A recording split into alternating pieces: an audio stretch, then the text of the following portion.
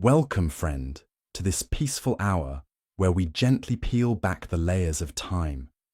Tonight, our story takes place in a world far removed from ours, but still tenderly human. Whether you're drifting off or just looking to slow the pace of your evening, I'm grateful you're here. I'd love to hear where you're listening from, what city or country, and what time it is as you press play. It always amazes me how history can bring strangers together. If this kind of calm historical storytelling brings you peace, consider subscribing.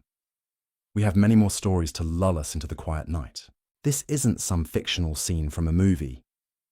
This was reality in the bohemian cafes of 1920s Paris, where artistic genius and narcotic addiction danced together in a deadly waltz that would forever change the cultural landscape of the modern world. Have you ever wondered how an entire generation of artists could simultaneously create some of humanity's most brilliant works while slowly destroying themselves with drugs? The answer lies in the shadowy corners of Parisian cafes, where absinthe flowed like water and heroin was as common as coffee. What I'm about to reveal will shatter everything you thought you knew about the romantic notion of the struggling artist. These weren't just creative souls seeking inspiration through chemical means. They were casualties of a perfect storm of post-war trauma, cultural rebellion, and readily available narcotics that turned the City of Light into something far more sinister. Today, I'm going to take you inside the hidden world of heroin havens that masqueraded as artistic sanctuaries. You'll meet the real people who lived this nightmare, discover how entire cafe cultures became drug distribution networks, and understand why the most creative period in Parisian history was also its most self-destructive. By the end of this journey, you'll see the 1920s art scene in a completely different light. But before we dive into the smoke-filled rooms where dreams went to die, let me paint you the bigger picture of how Paris became the epicenter of both artistic revolution and narcotic devastation. The Great War had ended just a few years earlier, leaving an entire generation scarred and searching for meaning. Young men who had witnessed unimaginable horrors in the trenches returned home only to find that their old lives no longer fit. Meanwhile, a new breed of wealthy Americans was flooding into Paris, escaping prohibition and bringing with them both money and a reckless appetite for excess. This collision of trauma, wealth, and rebellion created the perfect conditions for what would become one of history's most dangerous cultural experiments. The cafes of Montmartre and Montparnasse weren't just serving coffee and croissants. They were dealing in something far more intoxicating and infinitely more destructive. Let me introduce you to Jean-Baptiste Moreau, a 24-year-old painter who arrived in Paris in the spring of 1923 with nothing but a battered suitcase and dreams of becoming the next Picasso. Jean-Baptiste had survived Verdun, but the nightmares followed him to his cramped studio apartment near Sacré-Cœur. Sleep became impossible, so he began frequenting Café de l'Amour, a notorious establishment where the coffee was bitter and the real business happened after midnight. It was here that Jean-Baptiste first encountered the needle. Not as a medical instrument, but as a gateway to a world where the screaming in his head finally stopped. The cafe's owner, a mysterious woman known only as Madame Noire, had connections that ran deeper than anyone suspected. She didn't just serve drinks, she served escape. Within weeks, Jean-Baptiste's artistic output exploded. His paintings took on an otherworldly quality, full of dreamlike imagery and emotional intensity that critics would later call revolutionary. But what they didn't know was that each masterpiece was paid for with a piece of his soul, bought with German-manufactured heroin that flowed through the café like a toxic river. Jean-Baptiste wasn't alone. The café attracted a rotating cast of damaged souls, American heiresses running from conservative families, British poets seeking inspiration, German intellectuals fleeing political upheaval, and French artists trying to forget the war. They came for the atmosphere, but stayed for the drugs. Madame Noir understood something that modern drug dealers still exploit today. Creative people make excellent customers. They have just enough money to maintain a habit, they're naturally inclined toward experimentation, and they rationalize their addiction as necessary for their art. She didn't need to push her product. She simply created an environment where it felt inevitable. The cafe operated on multiple levels. To the casual observer, it was simply another bohemian gathering place where artists discussed philosophy over wine. But if you knew the right words, the right gestures, the right people, you could access a parallel world where heroin was measured in artistic inspiration rather than grams. Regular customers developed an elaborate code. Ordering the special coffee meant you wanted opium. Asking for sugar with extra sweetness was code for cocaine. But heroin, the most sought-after substance, required the most subtle approach. You simply asked if the painter's supplies were available today. The irony wasn't lost on anyone involved. These were people who saw themselves as rebels against bourgeois society, yet they were creating their own rigid hierarchy based on drug access and artistic credibility. The deeper into addiction you fell, the more authentic your art was considered. Sobriety became synonymous with selling out. Take the case of Margaret Worthington, a Boston socialite who arrived in Paris in 1924 with a substantial trust fund and romantic notions about supporting struggling artists. She rented a spacious apartment in the 6th arrondissement and began hosting salons, where she would showcase the work of promising young painters and writers. Margaret initially saw herself as a patron of the arts, a modern-day Medici, nurturing the next generation of creative genius. She attended gallery openings, purchased paintings from unknown artists, and prided herself on her sophisticated taste. But sophistication in 1920s Paris meant more than just appreciating cubism or understanding stream of consciousness literature. When Margaret first visited Café de l'Amour, she was introduced to a world where artistic appreciation took on physical dimensions. The paintings on the walls weren't just viewed, they were experienced through chemical enhancement that allegedly allowed deeper understanding of the artist's vision. The poetry readings weren't just listened to, they were felt through substances that supposedly opened the mind to new forms of consciousness. Margaret's transformation was gradual but devastating. She began by occasionally sampling opium during evening salons, telling herself it was research into the artistic process. Within months, she had graduated to heroin, convinced that only through personal experience with the drug could she truly understand the art it inspired. Her apartment became another node in the network of heroin distribution. Artists would arrive ostensibly to show their work, but actually to score drugs. Margaret would purchase their paintings not because she loved them, but because buying art was how transactions were disguised. A canvas that might be worth 50 francs would sell for 500, with the markup covering the cost of heroin. The genius of this system was its deniability. If questioned by authorities, everyone involved could claim they were simply participating in the legitimate art market.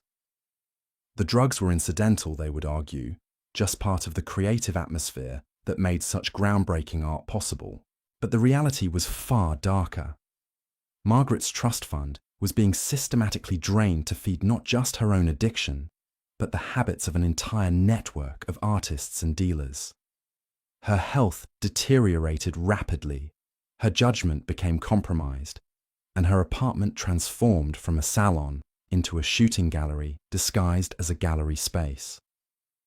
The most tragic aspect was how the addiction affected the art itself. While initial drug use might have enhanced creativity for some artists, prolonged heroin addiction had the opposite effect. The very inspiration that drew artists to the drug eventually disappeared, leaving them creating art solely to fund their next fix. Jean-Baptiste's story illustrates this perfectly. His early heroin-influenced paintings were indeed revolutionary, full of emotional complexity and visual innovation that captured the attention of serious collectors. But as his addiction deepened, his work became increasingly formulaic. He found himself painting the same dreamlike imagery over and over, not because it expressed his artistic vision, but because those were the only paintings that sold to the drug-using collectors who frequented the cafes. The economic ecosystem was entirely circular and ultimately unsustainable. Artists used drugs to create art, sold art to buy drugs, and attracted buyers who were themselves using drugs to appreciate art. Money flowed in endless loops, but actual value was being destroyed at every step. The art became less innovative, the artists became less capable, and the buyers became less discerning. Meanwhile, Madame Noire and others like her were getting rich by facilitating this destruction. They positioned themselves as cultural facilitators, but they were actually running sophisticated drug operations that used artistic pretension as cover. The cafe provided the perfect front: irregular hours, eclectic clientele, and a culture that celebrated nonconformity made it nearly impossible for authorities to distinguish between legitimate artistic activity and criminal enterprise. The international nature of the clientele also provided protection. When wealthy Americans or British aristocrats were involved, local police were reluctant to investigate too aggressively. Diplomatic complaints could end careers, and there was always plausible deniability about what was really happening in these establishments. This created a sense of invulnerability among the participants that would prove tragically misplaced. They believed their artistic credentials and social connections made them untouchable, failing to recognize that addiction doesn't respect class boundaries or creative talent.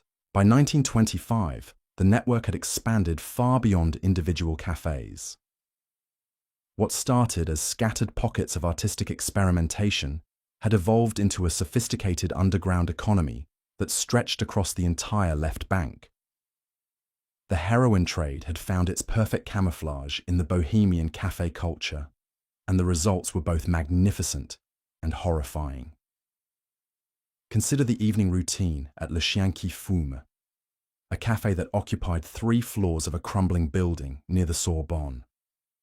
The ground floor maintained the appearance of respectability. Students debated philosophy over cheap wine, tourists sampled authentic French atmosphere, and local intellectuals held court at their regular tables. But as the night progressed and the casual customers departed, the real business began. The second floor, accessible only through a narrow staircase hidden behind a bookshelf, housed what regulars called the laboratory. Here, American expatriate chemist turned dealer Robert Bobby Chen had set up an operation that would make modern drug cartels envious. Bobby had arrived in Paris with legitimate credentials, a chemistry degree from Harvard, and plans to conduct research at the Sorbonne. Instead, he found himself cooking heroin in makeshift labs, using his scientific training to create increasingly pure and potent products. Bobby's customers weren't street addicts desperate for their next fix. They were discerning consumers who demanded quality and consistency. A batch that was too weak would send artists into withdrawal during crucial creative periods. Too strong and valuable customers might overdose before completing commissioned works. Bobby approached drug manufacturing with the same precision he had once applied to legitimate research, keeping detailed notes on potency levels, customer reactions, and optimal dosing schedules. The third floor of Le Chien qui Fume served as both gallery and shooting gallery. Paintings hung on walls that had seen countless injections, their colors seeming to shift and dance in the dim gaslight. Artists would arrive with their latest works, hoping to trade canvas for powder. The quality of the art directly determined the quantity of drugs received, creating a perverse market where artistic merit was measured in milligrams of heroin. This system attracted some genuinely talented individuals who might have achieved greatness without chemical assistance. Élise Dubois, a sculptor from Lyon, possessed extraordinary natural ability that had earned her recognition at legitimate galleries across Europe. But the war had killed her fiancé and shattered her faith in traditional values. She came to Paris seeking not fame, but forgetfulness. Élise's sculptures, created under the influence of heroin, took on qualities that defied conventional artistic categories. Working with clay in a near-trance state, she would spend 18 hours straight-shaping figures that seemed to emerge from some collective unconscious. Her pieces captured emotions that viewers couldn't name but immediately recognized. The specific grief of losing someone to senseless violence, the hollow exhaustion of surviving when others hadn't, the desperate hunger for meaning in a world that had revealed its fundamental chaos. Gallery owners noticed Elise's work immediately. Her sculptures sold for unprecedented sums to collectors who claimed they could feel the artist's pain radiating from the clay itself. What these buyers didn't realize was that they were literally purchasing someone else's suffering, commodified and transformed into aesthetic experience through the medium of narcotic addiction. Elise's success created its own trap. Each sculpture required deeper states of heroin-induced dissociation to access the emotional rawness that made her work so compelling. She found herself increasing her doses not for pleasure, but for artistic necessity. The drug had become as essential to her creative process as clay or water. Without it, her hands would shake too violently to shape anything. With too much, her consciousness would slip away entirely, leaving her staring at shapeless lumps of clay with no memory of the previous hours. The tragedy was that Elise's addiction coincided with what should have been the peak of her artistic powers. At 28, she possessed both the technical skill and emotional depth necessary for masterpiece creation. Instead, she was trapped in a cycle where each artistic triumph required a level of drug use that made the next triumph less likely. Meanwhile, the financial mechanics of the heroin cafe network were becoming increasingly sophisticated. Transactions were rarely conducted with simple cash exchanges. Instead, an elaborate barter system had emerged where art, drugs, sex, and social connections were traded in complex multi-party arrangements that made tracking nearly impossible. A typical transaction might involve an American heiress purchasing a painting for an inflated price, with the excess money used to buy heroin that would be shared with the artist and several intermediaries. The heiress would gain social credibility by supporting avant-garde art. The artist would fund both addiction and basic living expenses, and the dealers would profit while maintaining plausible deniability about their actual business. These arrangements were facilitated by figures like Henri Lacoste, a former banker who had discovered that his financial expertise was perfectly suited to managing drug distribution networks. Henri never touched heroin himself, viewing addiction as bad business practice, but he understood how to structure transactions that satisfied everyone's needs while minimizing legal exposure. Henri operated from Café des Rêves Perdus, where he held court every evening from 10 until dawn. Artists would approach his table with their latest works, hoping to secure advances against future drug purchases. Henri would evaluate not just the artistic merit of their pieces, but their potential for continued productivity. An artist showing signs of severe addiction might be cut off, not out of moral concern, but because investing in someone approaching complete physical collapse was financially unsound. This cold calculation extended to every aspect of Henri's operation. He maintained detailed records of customer reliability, tracking which artists could be trusted to deliver promised works and which were likely to disappear into heroin-induced oblivion. He monitored market trends in both legitimate art sales and street drug prices, adjusting his own pricing accordingly. Most importantly, he cultivated relationships with corrupt officials who could provide advance warning of police raids or regulatory changes. Henri's success attracted imitators throughout the Latin Quarter. By 1926, at least a dozen cafes were operating similar schemes, each with its own specialty and clientele. Café Noir focused on serving wealthy tourists seeking authentic bohemian experiences. Le Corbeau Blanc catered to established artists who could afford higher quality drugs. Chez Morphe specialized in opium for customers who preferred that drug's more languid effects. Competition between these establishments sometimes turned violent. When Café des Artistes Maudits began offering higher purity heroin at lower prices, threatening Henri's market share, a mysterious fire destroyed their kitchen and forced them to close for months. When Le Petit Mort started recruiting Henri's best customers with promises of exotic new drug combinations, several of their regular patrons suffered near-fatal overdoses that scared away other potential clients. The violence was usually subtle, disguised as accidents or coincidences. But participants understood the message. The Heroin Café network had become too profitable and too well established to tolerate significant disruption. Anyone threatening the system would face consequences that extended far beyond simple business competition. This atmosphere of barely controlled chaos attracted a particular type of personality. People drawn to the heroin cafes weren't just seeking drugs or art. They were seeking danger itself. The possibility of overdose, arrest, financial ruin, or violent retaliation added an element of excitement that made the experience more compelling than simple drug use or artistic appreciation alone. American expatriate writer Jonathan Hayes embodied this attraction to risk. Hayes had inherited substantial wealth but found conventional life unbearably boring. He came to Paris not to write the great American novel, but to live dangerously enough that he would have something worth writing about. The heroin cafes provided exactly the kind of authentic peril he craved. Hayes began frequenting Café de la Dernière Chance, where he quickly established himself as someone willing to take risks that frightened even seasoned addicts. He would inject unknown substances, participate in dangerous drug combinations, and involve himself in increasingly volatile business arrangements between dealers and artists. His writing, produced in brief periods of clarity between binges, captured the authentic texture of addiction with a precision that made his work essential reading for anyone seeking to understand the period. But Hayes's appetite for danger eventually exceeded even his considerable resources.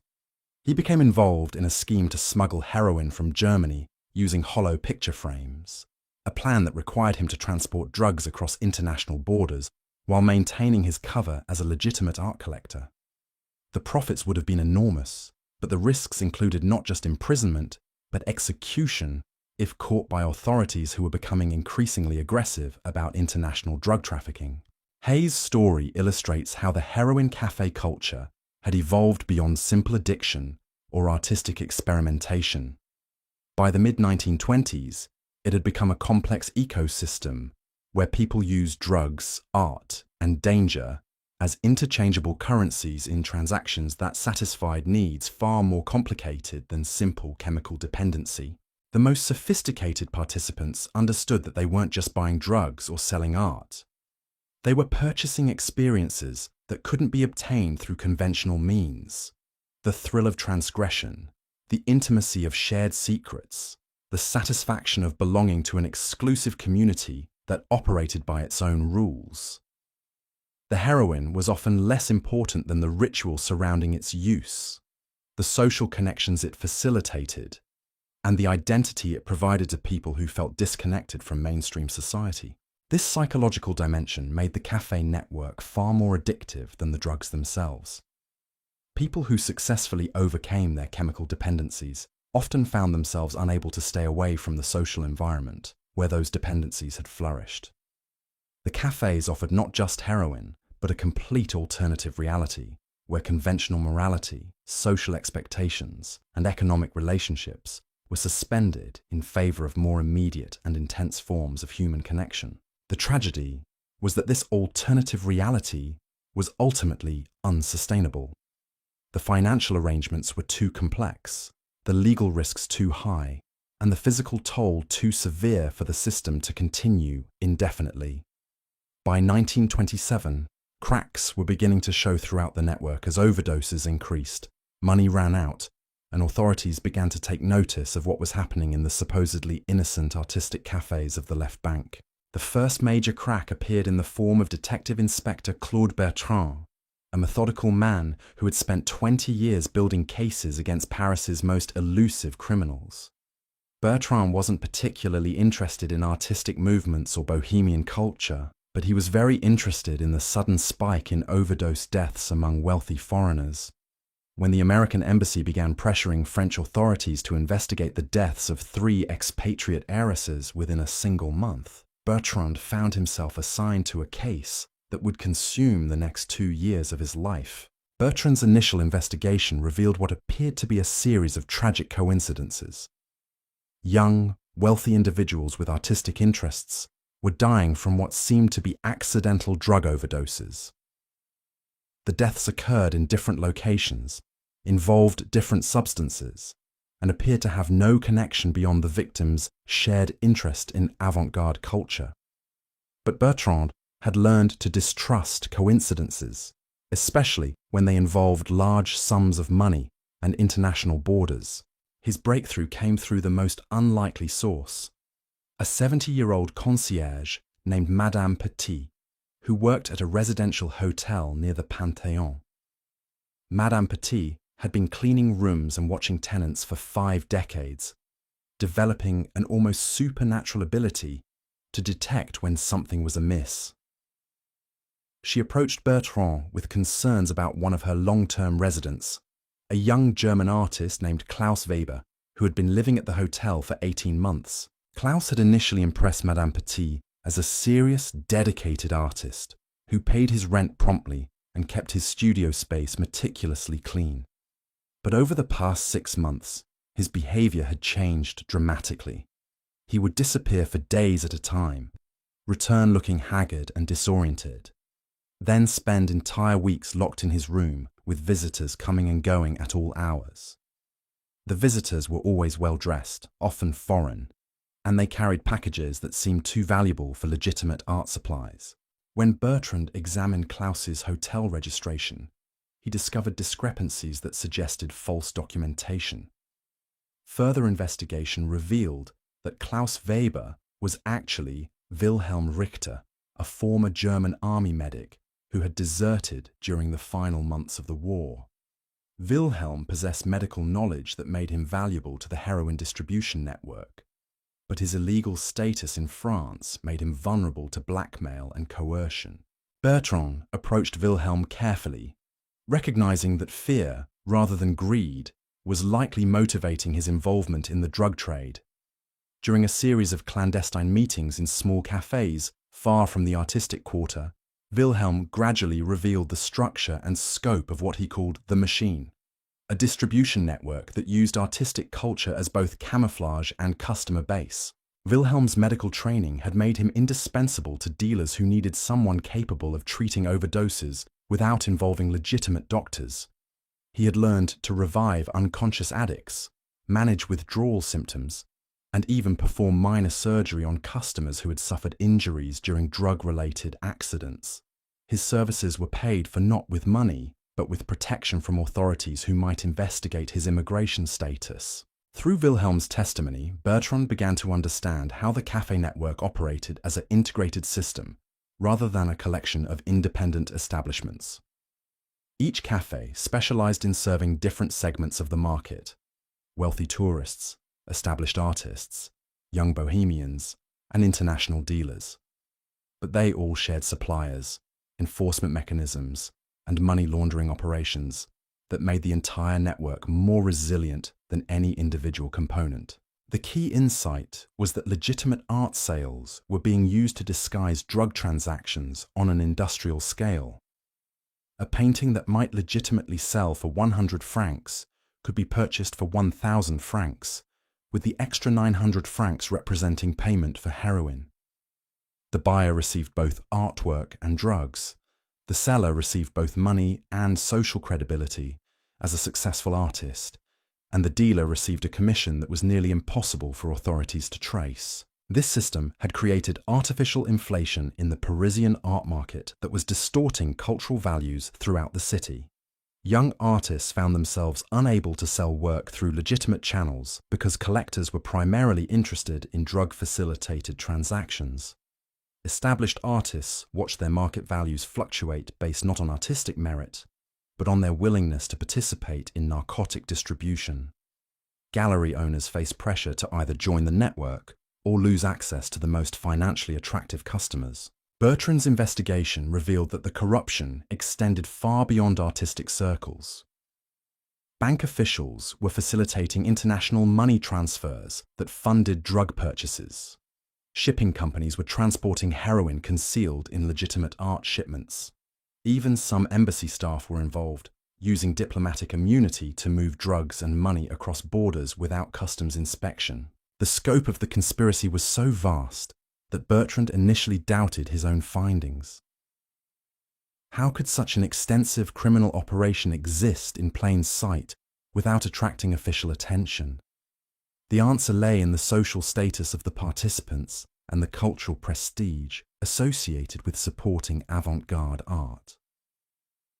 Police were reluctant to investigate activities that involved prominent citizens engaged in what appeared to be sophisticated cultural patronage.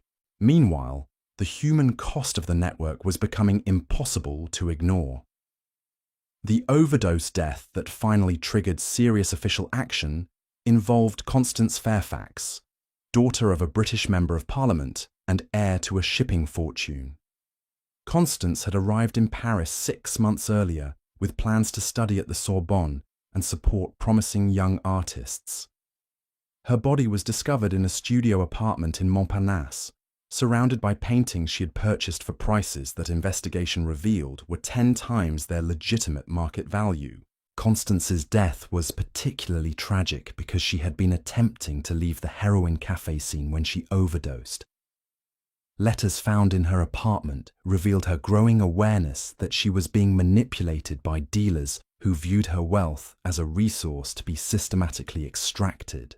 She had begun refusing to purchase overpriced artwork and had cut off financial support to several artists whose primary talents seemed to be consuming expensive drugs. Her final letter, addressed to her father but never sent, described her realization that the bohemian culture she had admired from afar was actually a sophisticated trap designed to separate wealthy young people from their money.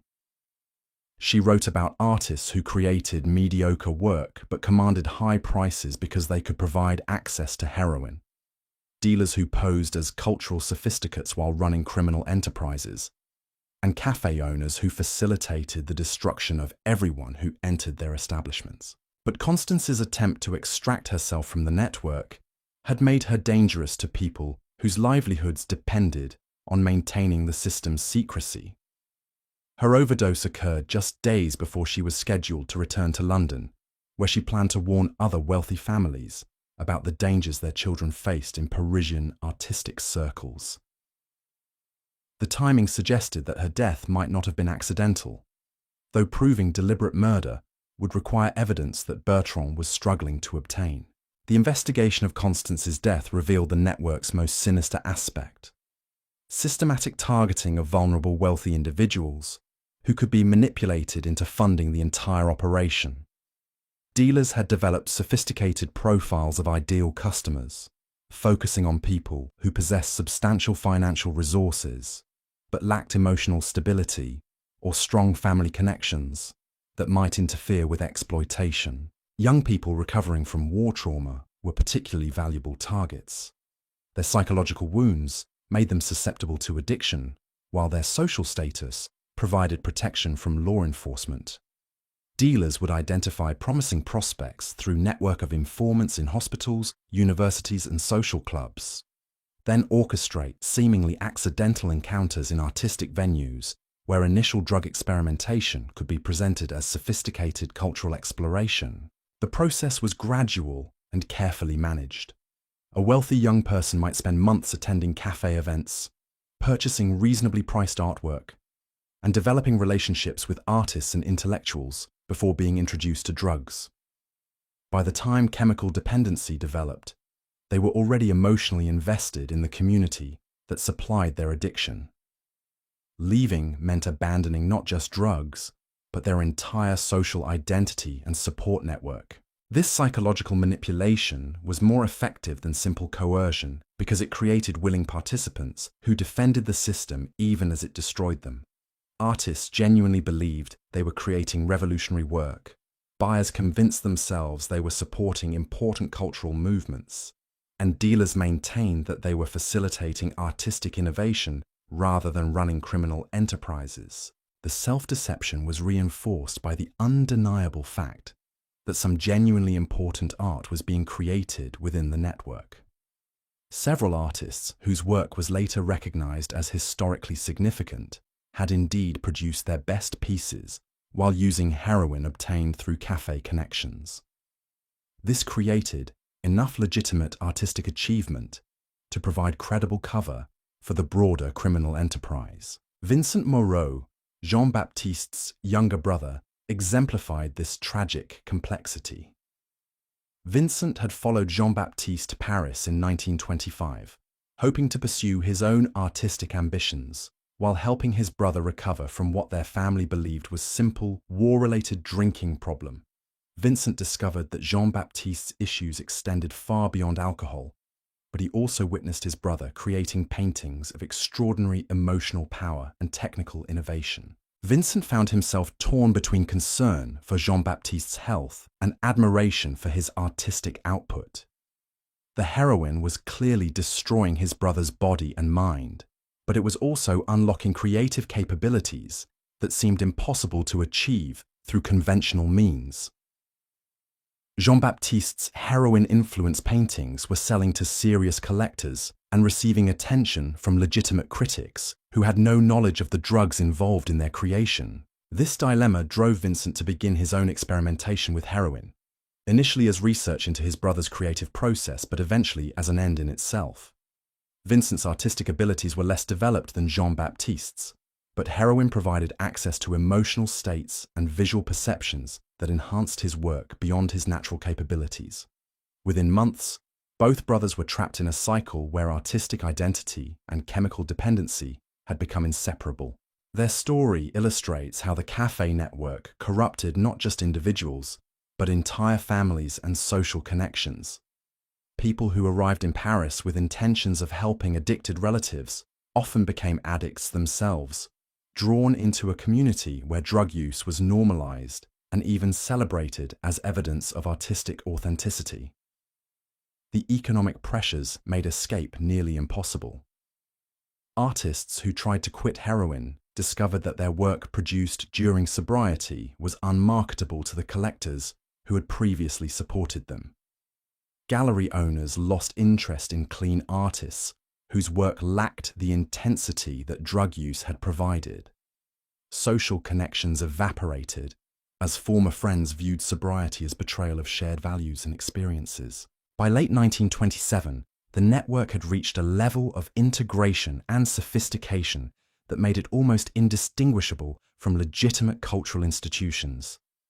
Several cafes had expanded into full-scale galleries that mounted serious exhibitions featuring work by both addicted and clean artists.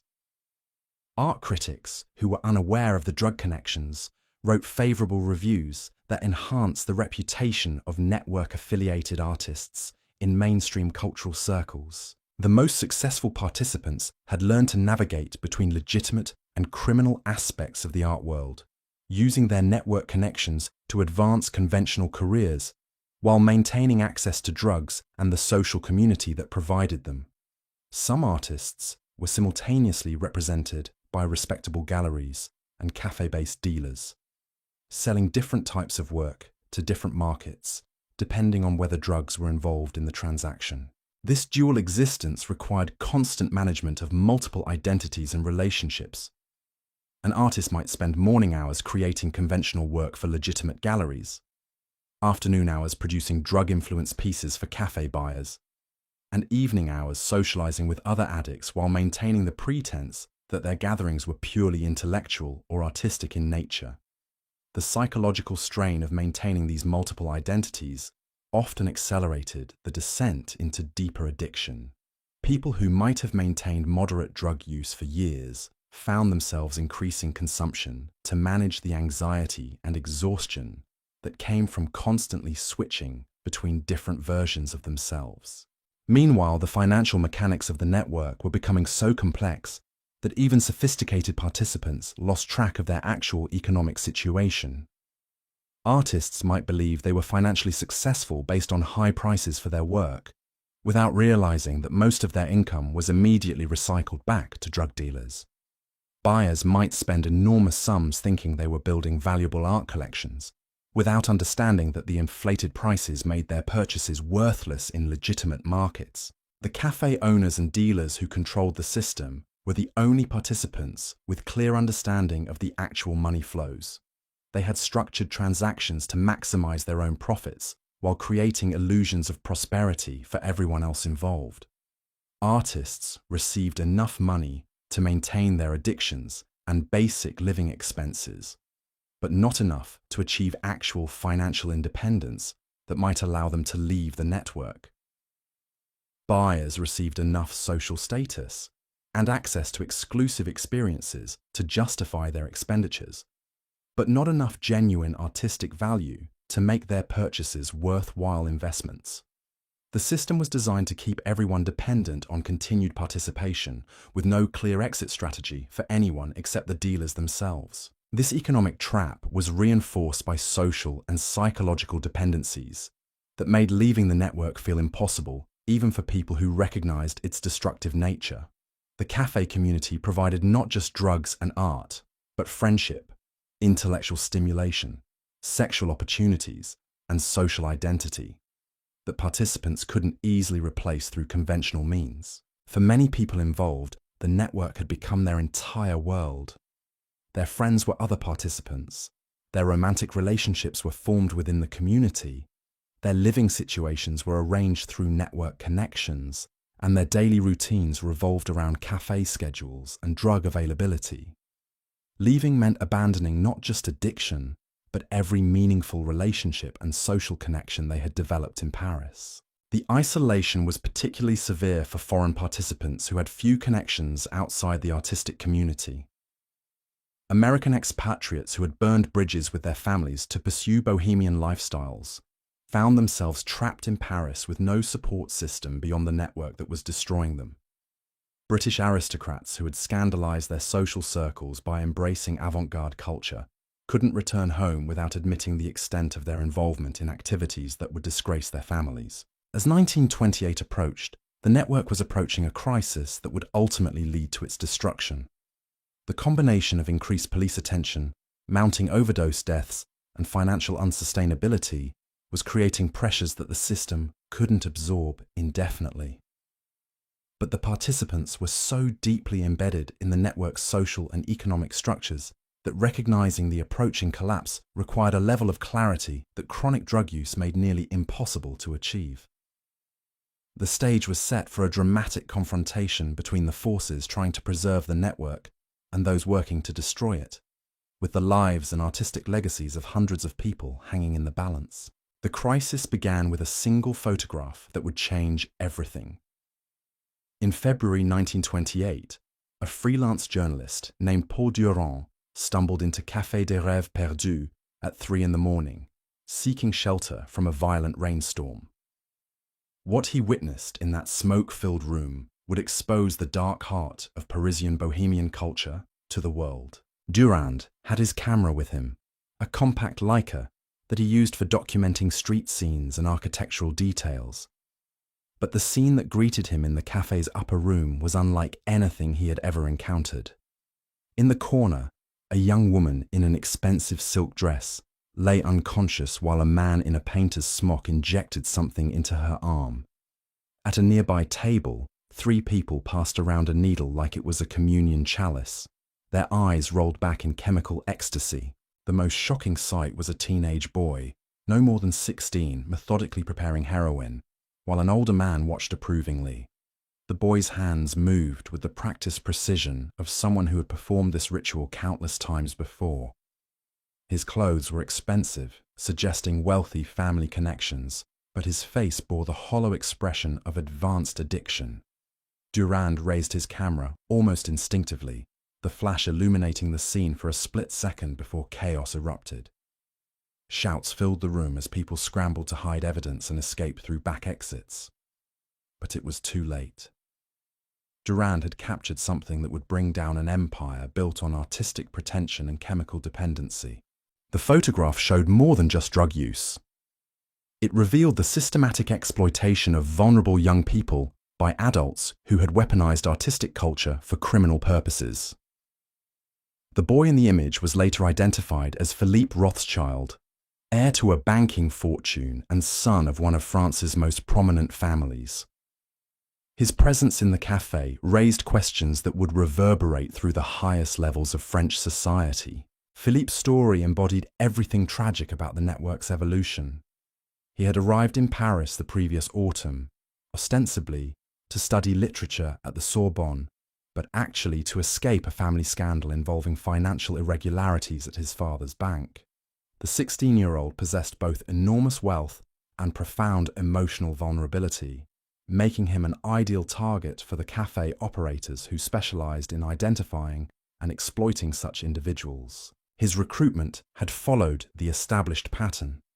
Initial contact came through seemingly innocent cultural events, where he met charming artists and intellectuals who appeared genuinely interested in his thoughts about literature and philosophy.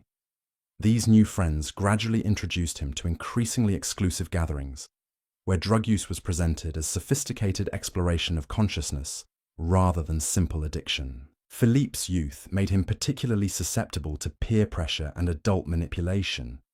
The older artists and writers who surrounded him possessed knowledge and experience that he desperately wanted to acquire.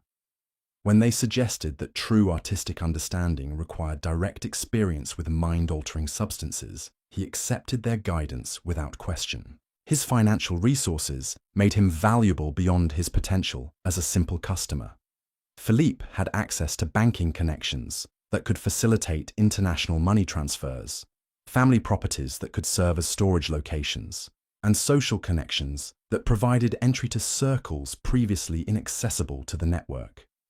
Within months, he had become not just an addict, but an active participant in the criminal enterprise that fed his addiction. The photograph's publication in Le Figaro created a sensation that extended far beyond artistic circles. Philippe's family immediately hired private investigators to determine how their son had become involved in such activities. Other wealthy families began questioning their own children's involvement in Parisian bohemian culture.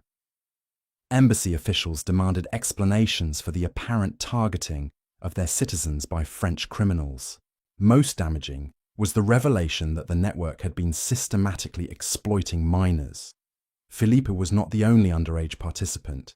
Investigation revealed at least a dozen other teenagers from prominent families who had been drawn into café-based drug operations. The exploitation of children transformed what had been viewed as adult vice into something far more serious in the eyes of both law enforcement and public opinion. Detective Inspector Bertrand found himself at the center of an international incident, as foreign governments demanded action against what they characterized as organized predation on their citizens' children. The pressure forced French authorities to abandon their previous reluctance to investigate activities involving prominent cultural figures. Resources that had been denied to Bertrand's investigation were suddenly made available, along with diplomatic support for actions that might offend influential people. The investigation's scope expanded dramatically as Bertrand gained access to banking records, shipping manifests, and diplomatic correspondence that revealed the true extent of the network's operations. What had appeared to be a collection of bohemian cafes was actually a sophisticated international criminal organization that used artistic culture as camouflage for drug trafficking, money laundering, and systematic fraud. The financial analysis was particularly revealing. Over the previous 3 years, approximately 2 million francs had flowed through network-affiliated accounts, representing far more money than could be explained by legitimate art sales. Much of this money had come from wealthy young people like Philippe, whose trust funds and family allowances had been systematically drained to support operations that extended far beyond Paris. Shipping records revealed regular deliveries of art supplies from Germany, Austria, and Switzerland that actually contained pharmaceutical-grade heroin and cocaine. These shipments were coordinated with the arrival of wealthy tourists and expatriates whose spending patterns had been carefully monitored by network operatives embedded in hotels, banks, and social clubs throughout the city. The most shocking discovery was the extent to which legitimate cultural institutions had been compromised by network activities. Several respected galleries were discovered to have been facilitating drug transactions through art sales. Museum curators had been accepting bribes to provide authentication for works whose values were artificially inflated to disguise drug payments. Even some art critics had been paid to write favorable reviews of network-affiliated artists, creating false reputations that supported the entire criminal enterprise. The corruption extended to law enforcement itself. Bertrand's investigation revealed that several police officials had been receiving payments to ignore network activities or provide advance warning of planned raids. This explained how the cafes had operated openly for years without significant interference from authorities who were supposedly monitoring criminal activity in their jurisdictions. The revelation of police corruption created a crisis within the prefecture that threatened to destabilize law enforcement throughout Paris. Officials who had been compromised faced not only criminal charges, but complete destruction of their careers and reputations. Some chose suicide rather than face the consequences of their involvement in activities that had facilitated the exploitation of children and the corruption of cultural institutions. Meanwhile, network participants were beginning to realize that their world was collapsing around them. The publication of Durand's photograph had made continued operations impossible, but many people involved were too addicted to drugs or too financially dependent on the system to simply walk away. Desperate attempts to maintain operations only accelerated the network's destruction, as increased activity attracted even more official attention. Henri Lacoste, the former banker who had managed financial operations from Café des Rêves Perdus, recognized the situation's hopelessness earlier than most participants. In March 1928, he liquidated his assets and disappeared from Paris, leaving behind only a cryptic note suggesting that he had returned to legitimate banking in a location where artistic appreciation does not require pharmaceutical enhancement. Henri's departure triggered panic among other network operators, who realized that someone with detailed knowledge of their financial arrangements was now beyond their control. Several other key figures attempted similar escapes, but most lacked Henri's financial sophistication and international connections. Their flight attempts only provided authorities with additional evidence of criminal activity, while leaving behind operations that quickly devolved into chaos. Without experienced management, the remaining cafes began operating with increasing desperation and decreasing concern for the safety of their customers. Drug quality became inconsistent as suppliers lost confidence in the network's ability to pay its debts. Violence erupted as different factions fought for control of the most profitable operations. Most dangerously, the systematic exploitation of wealthy young people became more aggressive and less subtle, as operators tried to extract maximum value from relationships before the entire system collapsed. This final phase produced some of the network's most tragic casualties. Marie-Claire Dubois, Elise's younger sister, had come to Paris seeking to help her sibling overcome what their family believed was artistic temperament rather than drug addiction. Marie-Claire possessed neither artistic talent nor significant wealth, but she was young, attractive, and desperate to save her sister. Network operators quickly identified her as someone who could be manipulated through emotional rather than financial incentives. Marie-Claire's exploitation followed a pattern that investigators would later discover had been used against dozens of other family members and friends of network participants. She was gradually drawn into cafe society through her legitimate concern for Elise, then convinced that understanding addiction required personal experience with drugs. Her initial resistance was overcome through carefully orchestrated peer pressure and emotional manipulation that presented drug use as evidence of love and loyalty to her sister. Within weeks, Marie-Claire had become addicted to heroin while believing she was conducting research that would help her save Elise. The two sisters spent their final months together in a shared delusion that their drug use was somehow therapeutic, each believing she was helping the other while both spiraled toward destruction.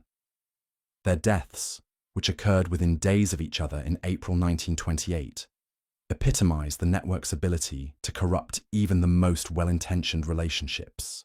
The Dubois sisters' deaths marked a turning point in public perception of the network. Previous casualties could be dismissed as the unfortunate consequences of adult choices, but Marie-Claire's story revealed how the system actively recruited and destroyed people whose only crime was loving someone already trapped within its operations.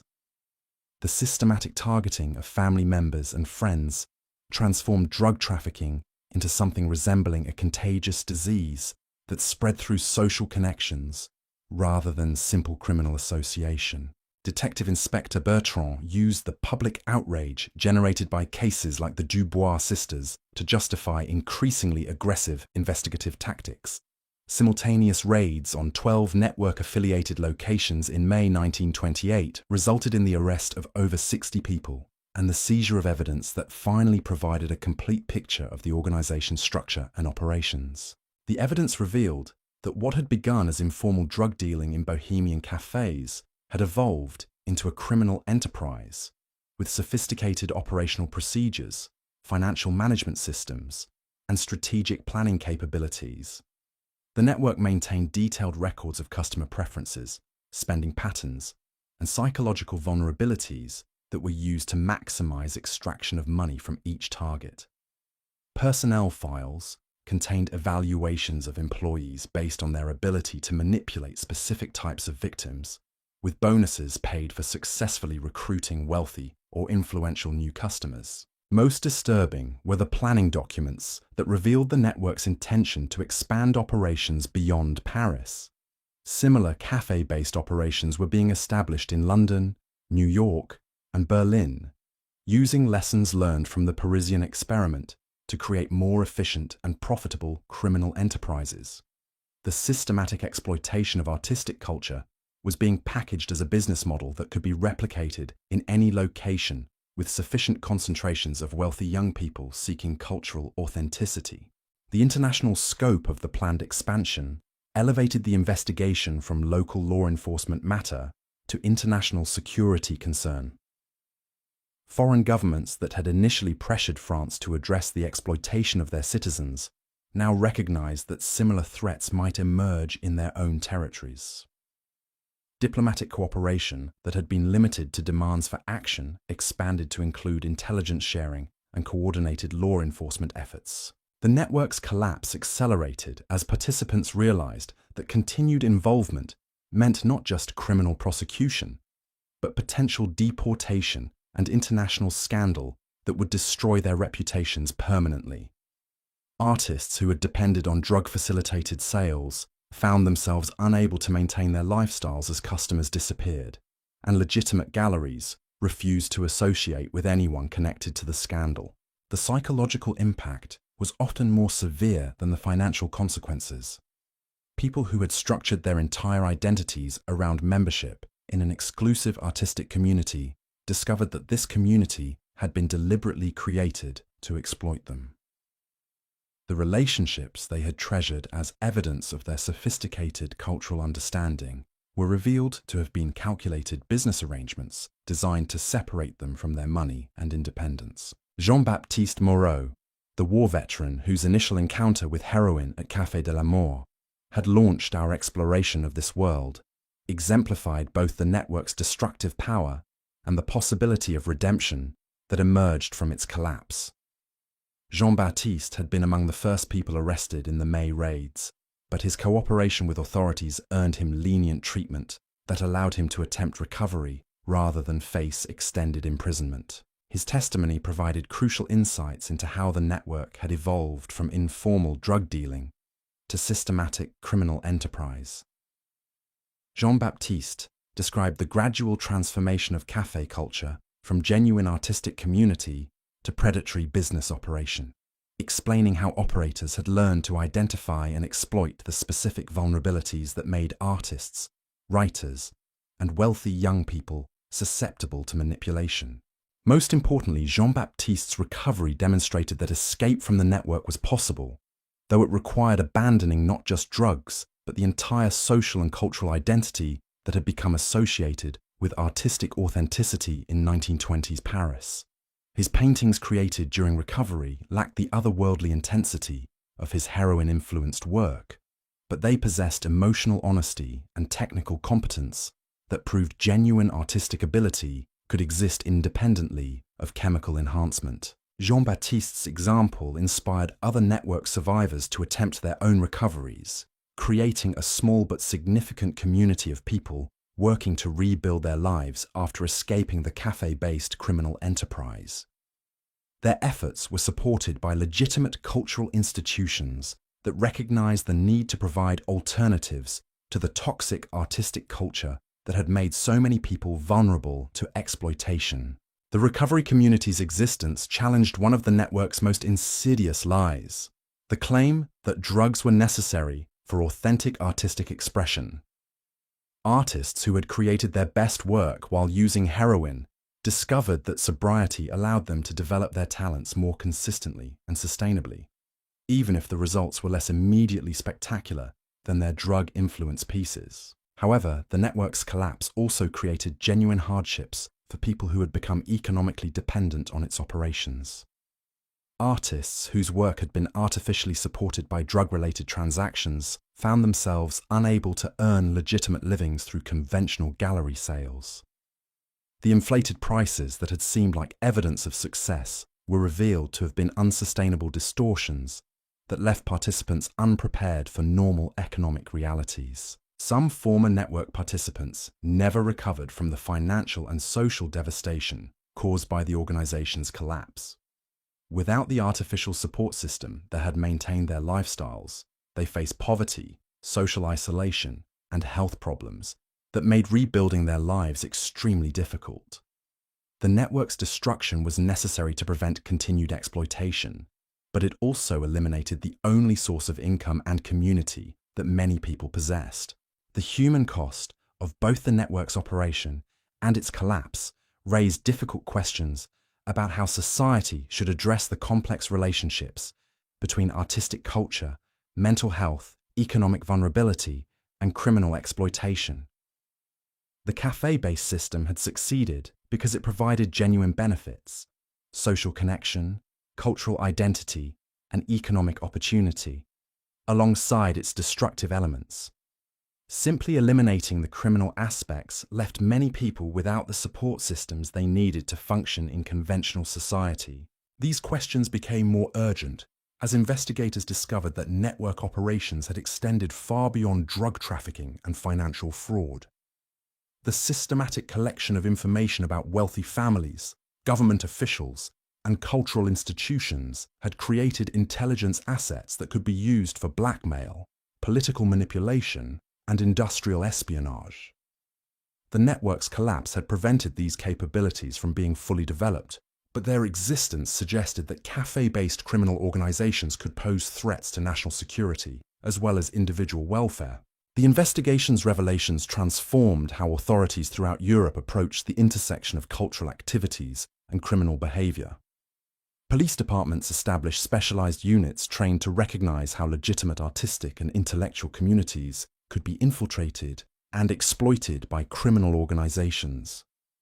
Educational institutions developed programs designed to help young people recognize and resist manipulation techniques that targeted their desires for cultural sophistication and social acceptance. Most significantly, the scandal forced a broader examination of how economic inequality and social displacement had created conditions that made large numbers of people vulnerable to exploitation. The network had succeeded not just because its operators were skillful manipulators, but because post-war society had failed to provide adequate support for people struggling with trauma, financial insecurity, and social alienation. The wealthy young people who had been targeted by network operators were not simply victims of criminal predation. They were casualties of a broader cultural crisis that had left an entire generation searching for meaning and identity in the aftermath of unprecedented social upheaval. The criminal network had provided artificial solutions to real problems, which explained both its initial appeal and the difficulty many people experienced in extracting themselves from its influence. Understanding this broader context was essential for preventing similar exploitation in the future. Simply prosecuting the criminals involved would not address the underlying conditions that had made their operations possible. society needed to develop legitimate alternatives to the community, identity, and economic opportunity that criminal networks provided to their participants. The cafe network's legacy extended far beyond the specific people and institutions it had corrupted. Its operations had demonstrated how criminal organizations could exploit cultural prestige and social status to legitimize activities that would be immediately recognized as dangerous if presented in more obvious criminal contexts. This insight would prove valuable as authorities encountered similar schemes in other cities and cultural movements throughout the 20th century.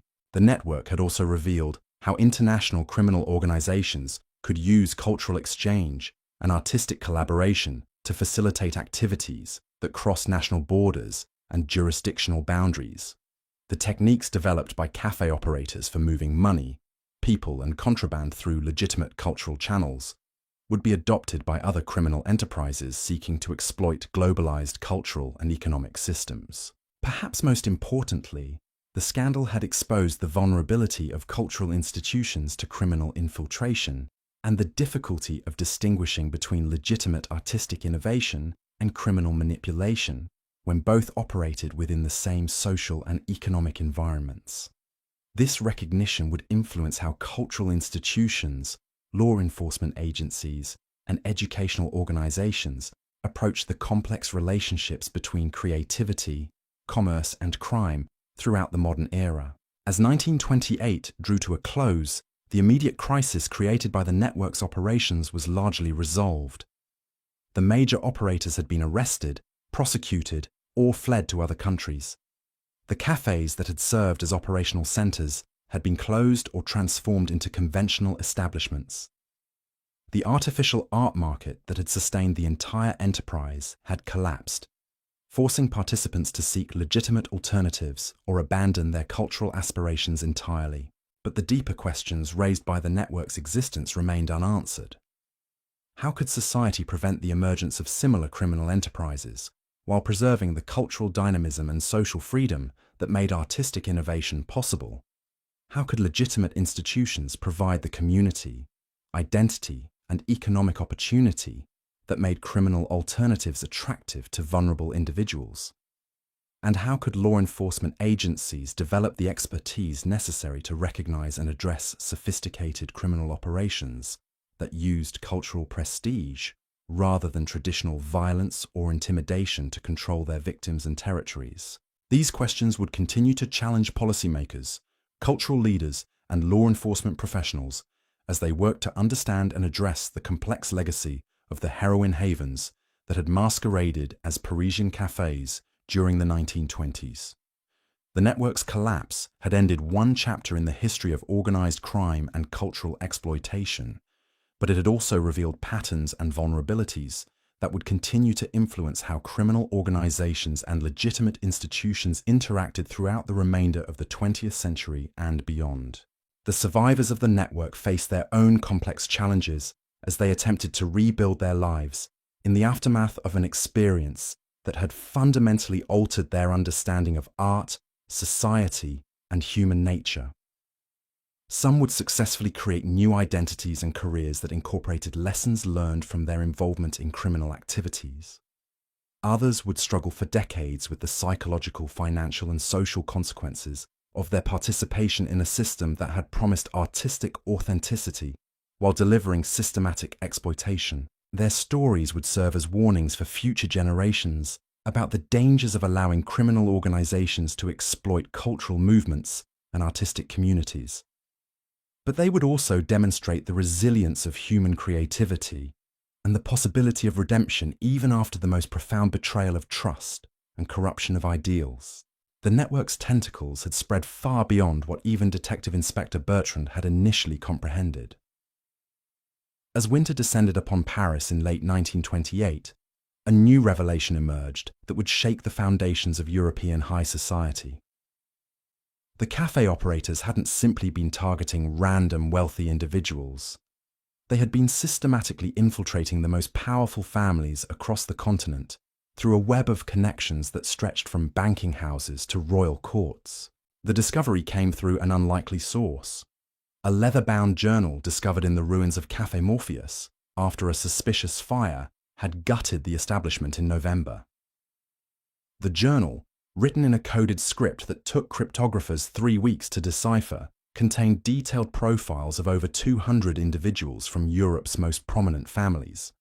Each entry included not just financial information, but intimate psychological assessments that revealed how cafe operators had studied their targets with scientific precision. Lady Catherine Pembroke's entry was typical of the journal's chilling thoroughness. The 22-year-old daughter of a British textile magnate had arrived in Paris in the spring of 1927, fleeing an arranged marriage to a man 3 decades her senior. The journal noted her profound need for paternal approval coupled with rebellious rejection of traditional authority figures, identifying this contradiction as the key to her eventual recruitment. Catherine's manipulation had been orchestrated over months through carefully planned encounters that appeared entirely coincidental. Her first contact with the network came through a charming Belgian count who struck up a conversation at a legitimate gallery opening, praising her sophisticated taste in avant-garde sculpture. The count, whose noble title was entirely fabricated, had been specifically chosen because his apparent aristocratic background would appeal to Catherine's class consciousness, while his continental mannerisms suggested the kind of sophisticated rebellion she craved. Their subsequent relationship followed a pattern that the journal revealed had been used successfully dozens of times. The Count introduced Catherine to increasingly exclusive cultural events where drug use was gradually normalized through association with artistic sophistication. Her initial resistance was overcome not through direct pressure, but through carefully orchestrated social situations where refusing to participate would have meant social isolation from the only community in Paris that seemed to understand her desire for authentic cultural experience. The journal's clinical documentation of Catherine's psychological manipulation read like a scientific paper on human vulnerability. Network operators had identified her specific insecurities about intellectual credibility, her desperate need for acceptance by people she perceived as culturally superior, and her underlying anger at family members who had tried to control her romantic choices. Each weakness had been systematically exploited through techniques that made Catherine feel she was making independent choices while actually following a script written by her manipulators. Catherine's financial exploitation had been equally methodical. The journal tracked her spending patterns, documenting how operators had gradually increased prices for both drugs and artwork as her addiction deepened. Initial purchases of 50 francs had escalated to transactions of several thousand francs as Catherine's tolerance increased and her judgment deteriorated. By the time of her arrest in the May raids, she had spent nearly her entire inheritance on purchases that investigation revealed were worthless outside the artificial market created by the criminal network. But Catherine's case was remarkable not for its exploitation techniques, which were repeated throughout the journal with mechanical consistency, but for what happened after her arrest. Unlike many network participants who collapsed psychologically when confronted with evidence of their manipulation, Catherine channeled her rage at being deceived into cooperation with authorities that proved devastatingly effective. Catherine possessed intimate knowledge of network operations from the customer perspective, but she also had something equally valuable: detailed understanding of how the organization had infiltrated legitimate high society. Her social connections and aristocratic background had given her access to information that working-class addicts and struggling artists never possessed. She knew which embassy officials had been compromised, which banking executives had facilitated money laundering, and which cultural institutions had been corrupted by network influence. Her testimony revealed that the cafe-based operations were only the visible portion of a criminal enterprise that extended into the highest levels of European society. Network operators had used their control over addicted aristocrats and wealthy expatriates to gain access to information and influence that could be monetized far beyond simple drug trafficking. Blackmail schemes targeted government officials, industrial espionage operations gathered intelligence for foreign competitors, and financial manipulation schemes moved money through international markets in ways that benefited criminal organizations throughout Europe. The scope of these secondary operations transformed the investigation from a local drug enforcement matter into an international security crisis. French authorities discovered that network operators had been selling information about military contracts, diplomatic negotiations, and industrial innovations to buyers whose identities remained hidden behind layers of intermediaries and coded communications. The cafe addicts had unknowingly served as intelligence assets, whose social connections and family relationships provided access to secrets that could influence everything from stock prices to international treaties. Catherine's revelations about the network's intelligence operations led to one of the most shocking discoveries of the entire investigation. Prince Alessandro di Montecroce, heir to one of Italy's oldest noble families and a frequent visitor to Parisian café society, had been systematically feeding information about Italian military preparations to network operators who were selling it to German intelligence services still operating despite the war's official conclusion. Alessandro's recruitment had followed the same pattern documented throughout the journal. Initial contact through seemingly accidental encounters, gradual introduction to drugs through cultural activities, and steady escalation of both addiction and financial exploitation. But Alessandro's political connections had made him valuable for purposes that extended far beyond the money he could provide through inflated art purchases. Network operators had encouraged Alessandro's drug dependency specifically to compromise his judgment and loyalty to his own country. His addiction had made him desperate for continued access to heroin, while his social position provided access to military and diplomatic information that foreign intelligence services were willing to pay enormous sums to obtain. The cafe operators served as intermediaries in transactions that generated profits far exceeding anything possible through simple drug dealing. Alessandro's case revealed how the network had evolved from criminal enterprise to national security threat. The systematic targeting of individuals with access to sensitive information suggested coordination with foreign intelligence services that were using criminal organizations to gather intelligence while maintaining plausible deniability about their activities. The cafe operators weren't just drug dealers.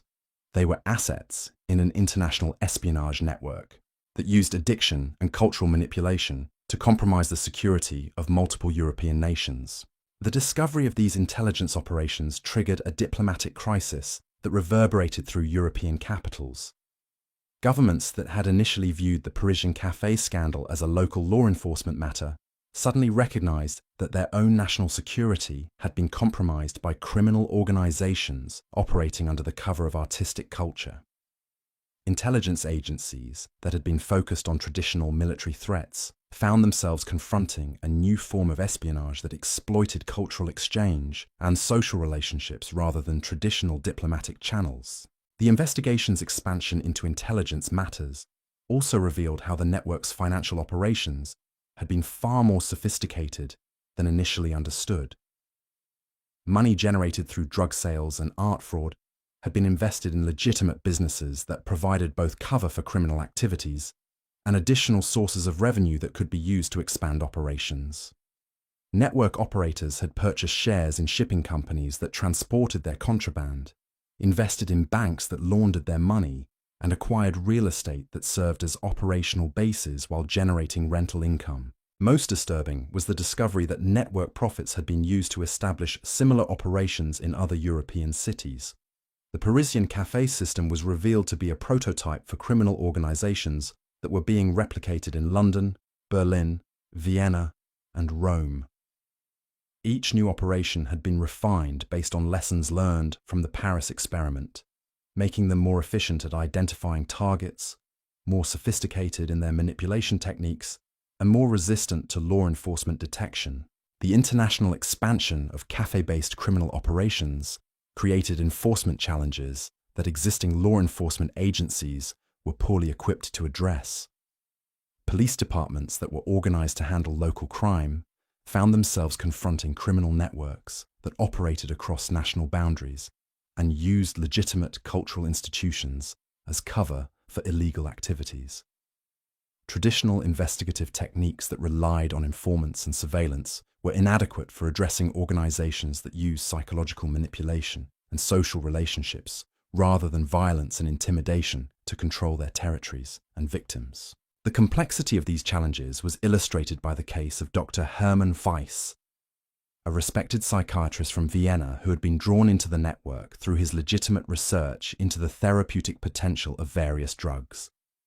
Weiss had initially visited Parisian cafes to observe how artists used substances to enhance creativity, hoping to develop treatments for patients suffering from depression and anxiety disorders that traditional medicine seemed unable to address effectively. Weiss's scientific training and medical credentials had made him an ideal target for network operators who recognized the value of having a legitimate medical professional associated with their activities.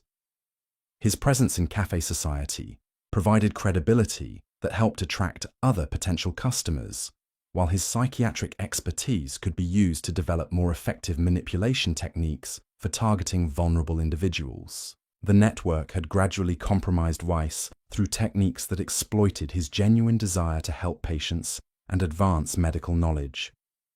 He was encouraged to experiment with increasingly powerful drugs, initially for research purposes, but eventually to satisfy his own growing addiction. His medical practice in Vienna became a source of pharmaceutical supplies that were diverted to network operations, while his patient relationships provided access to wealthy individuals who could be targeted for recruitment. Weiss's involvement illustrated how the network had learned to exploit professional ethics and altruistic motivations as effectively as personal vulnerabilities and financial greed. His belief that he was conducting important medical research had been manipulated to make him complicit in criminal activities that contradicted everything he claimed to believe about helping people and advancing human knowledge. The psychological manipulation had been so sophisticated that Weiss continued to believe he was serving legitimate medical purposes even after his arrest and confrontation with evidence of his role in systematic criminal exploitation. The Weiss case also revealed how the network had been developing techniques for large-scale psychological manipulation that could be applied to populations rather than just individuals. His psychiatric expertise had been used to create recruitment protocols that could identify vulnerable people through observable behavioral patterns, manipulation scripts that could be used by relatively untrained operatives to achieve consistent results, and control mechanisms that could maintain loyalty and compliance even when participants began to recognize the criminal nature of their activities. These population-level manipulation techniques represented an evolution in criminal methodology that law enforcement agencies were completely unprepared to address. Traditional crime fighting focused on punishing individual criminals after they had committed specific illegal acts. But the network had developed capabilities for systematically creating criminals by manipulating people into committing acts they wouldn't normally consider while believing they were pursuing legitimate goals. The implications extended far beyond law enforcement into fundamental questions about free will, moral responsibility, and social control. If criminal organizations could use psychological manipulation to make ordinary people complicit in activities they would normally reject, how could society distinguish between victims and perpetrators? How could legal systems designed to punish individual choices address crimes that resulted from systematic manipulation of human psychology? These philosophical questions became practically urgent, as the investigation revealed the extent to which network operations had relied on unwitting collaboration by people who believed they were engaged in legitimate activities. Gallery owners who had facilitated money laundering thought they were simply selling art to enthusiastic collectors. Bank officials who had processed suspicious transactions believed they were serving valued customers with eccentric financial habits. Even some police officials who had ignored network activities had been convinced they were protecting artistic freedom rather than enabling criminal enterprises. The scale of unwitting collaboration suggested that the network's success had depended not just on criminal skill, but on exploiting the trust and good intentions that made civilized society possible. By disguising criminal activities as cultural and artistic pursuits, network operators had been able to recruit accomplices from among the most respected and of society. The revelation well-intentioned members that their trust had been systematically exploited created a crisis of confidence that extended far beyond the immediate participants in network activities. This crisis was exemplified by the case of Father Michel Dubois, a Catholic priest whose genuine desire to help troubled young people had been exploited to provide network operators with access to vulnerable individuals from respectable families. Father Dubois had established a program that offered counseling and support to young people struggling with what he understood to be spiritual and emotional difficulties resulting from the war's psychological trauma.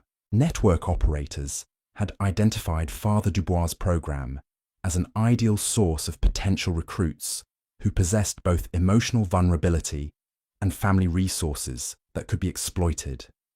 They had gradually infiltrated his counseling sessions through individuals who posed as reformed addicts seeking spiritual guidance while actually gathering intelligence about other participants who might be suitable targets for recruitment. The manipulation of Father Dubois had been particularly sophisticated because it exploited his religious convictions rather than challenging them. Network operatives had convinced him that helping troubled young people required understanding their struggles through direct experience, gradually leading him to believe that limited experimentation with drugs was necessary for effective ministry to addicted individuals. Father Dubois' involvement had provided network operators with both legitimacy and access that would have been impossible to obtain through purely criminal means. His endorsement of certain individuals as spiritually reformed had convinced families to trust people who were actually network operatives. His religious authority had been used to present drug experimentation as spiritual exploration rather than criminal activity. Most tragically, his genuine care for troubled young people had been weaponized to facilitate their exploitation by criminal organizations that viewed them as nothing more than sources of revenue. The revelation of Father Dubois' manipulation created a scandal within the Catholic Church that reverberated throughout France's religious communities. If respected clergy could be deceived into facilitating criminal exploitation of vulnerable individuals, how could any institution trust its ability to distinguish between legitimate social service and criminal manipulation? The case forced religious organizations throughout Europe to examine their own vulnerability to infiltration by criminal enterprises that might exploit their altruistic missions for illegal purposes. The broader implications of systematic manipulation became even more troubling, as investigators discovered evidence that network operators had been documenting their techniques for potential sale to other criminal organizations or foreign intelligence services. Detailed manuals found in raided locations contained step-by-step instructions for identifying vulnerable targets, techniques for psychological manipulation that could be applied in various cultural contexts, and organizational structures that could be adapted to different legal and social environments. These manuals represented a form of criminal intellectual property that could be used to replicate network operations in any location with suitable populations of wealthy, psychologically vulnerable individuals. The techniques that had been developed through years of experimentation in Parisian cafes could be applied to exploit similar populations in other cities, creating a potential epidemic of criminal organizations that used cultural manipulation rather than traditional violence to achieve their goals. The existence of these instructional materials also suggested that network operators had been planning expansion on a scale that would have transformed them from regional criminal enterprise to international threat capable of influencing political and economic systems throughout Europe. The cafe operations had been intended as proof-of-concept experiments that would demonstrate the viability of psychological manipulation as a criminal methodology that could be scaled up and applied to increasingly ambitious targets. Investigation of the network's expansion plans revealed connections to political movements and revolutionary organizations that had been seeking techniques for mass psychological manipulation that could be used to destabilize existing governments and social systems. The cafe operators had been in communication with radical political groups that were interested in applying criminal manipulation techniques to political organizing, creating possibilities for criminal political alliances that could threaten the stability of democratic institutions. These connections between criminal manipulation and political radicalism created new categories of security threats that existing institutions were poorly equipped to address. Law enforcement agencies trained to handle traditional crime lacked expertise in political intelligence, while intelligence services focused on foreign threats had limited understanding of domestic criminal organizations. The intersection of crime and politics created jurisdictional ambiguities that criminal organizations could exploit to avoid effective law enforcement response. The complexity of these intersections was illustrated by the case of Dmitry Volkov, a Russian émigré who had fled the Bolshevik Revolution and arrived in Paris with minimal resources but extensive connections to other displaced aristocrats and political refugees. Volkov had been recruited by network operators not for his personal wealth, which was limited, but for his access to a community of politically displaced individuals who possessed both valuable intelligence and desperate need for the kind of community and purpose that criminal organizations could provide. Volkov's recruitment had followed techniques documented in the network's instructional materials, but adapted to exploit political rather than purely personal vulnerabilities. His anger at the communist revolution that had destroyed his family's position was channeled into activities that he believed were contributing to counter-revolutionary efforts, while his addiction to drugs provided through network connections ensured his continued compliance with increasingly compromising demands. Through Volkov, network operators had gained access to information about émigré political activities, foreign intelligence operations targeting Soviet interests, and financial networks that supported anti-communist organizations throughout Europe. This intelligence was valuable to multiple buyers, including Soviet agents who were willing to pay substantial sums for information about émigré activities, and Western intelligence services that wanted to monitor both Soviet operations and émigré organizations that might be infiltrated by communist agents. Volkov's case demonstrated how network operators had learned to exploit political conflicts and international tensions to generate revenue streams that extended far beyond simple drug trafficking. By positioning themselves as intermediaries between competing intelligence services and political organizations, they had created business opportunities that could generate enormous profits, while providing cover for their criminal activities through association with seemingly legitimate political causes. The intersection of criminal manipulation and political intelligence also created opportunities for foreign governments to influence domestic affairs in other countries through support for criminal organizations that could destabilize social institutions and corrupt cultural movements. The cafe network's operations had demonstrated that criminal organizations could effectively undermine social trust and institutional authority while generating profits and intelligence that could be valuable to foreign powers seeking to weaken their rivals. These possibilities for criminal political collaboration represented a new form of asymmetric warfare that could be conducted without traditional military means, while achieving strategic objectives that would be difficult to accomplish through conventional diplomacy or military action. By supporting criminal organizations that specialized in psychological manipulation and social corruption, foreign governments could potentially destabilize rival nations from within while maintaining plausible deniability about their involvement in hostile activities.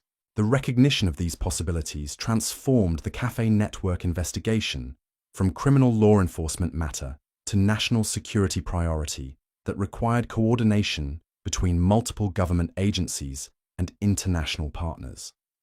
The techniques that had been developed for exploiting individual vulnerabilities were recognized as potentially applicable to societal vulnerabilities that could threaten the stability of democratic institutions and social systems. As 1929 began, the investigation had evolved far beyond its original focus on drug trafficking and art fraud to encompass questions about psychological warfare, political subversion, and the vulnerability of open societies to systematic manipulation by hostile actors. The heroin havens that had masqueraded as bohemian cafes had revealed weaknesses in modern civilization that would continue to challenge policymakers and security professionals throughout the 20th century and beyond. The network's participants found themselves caught in the middle of conflicts they had never understood. Their personal struggles with addiction and exploitation transformed into elements of larger political and security battles that would determine the future of European civilization.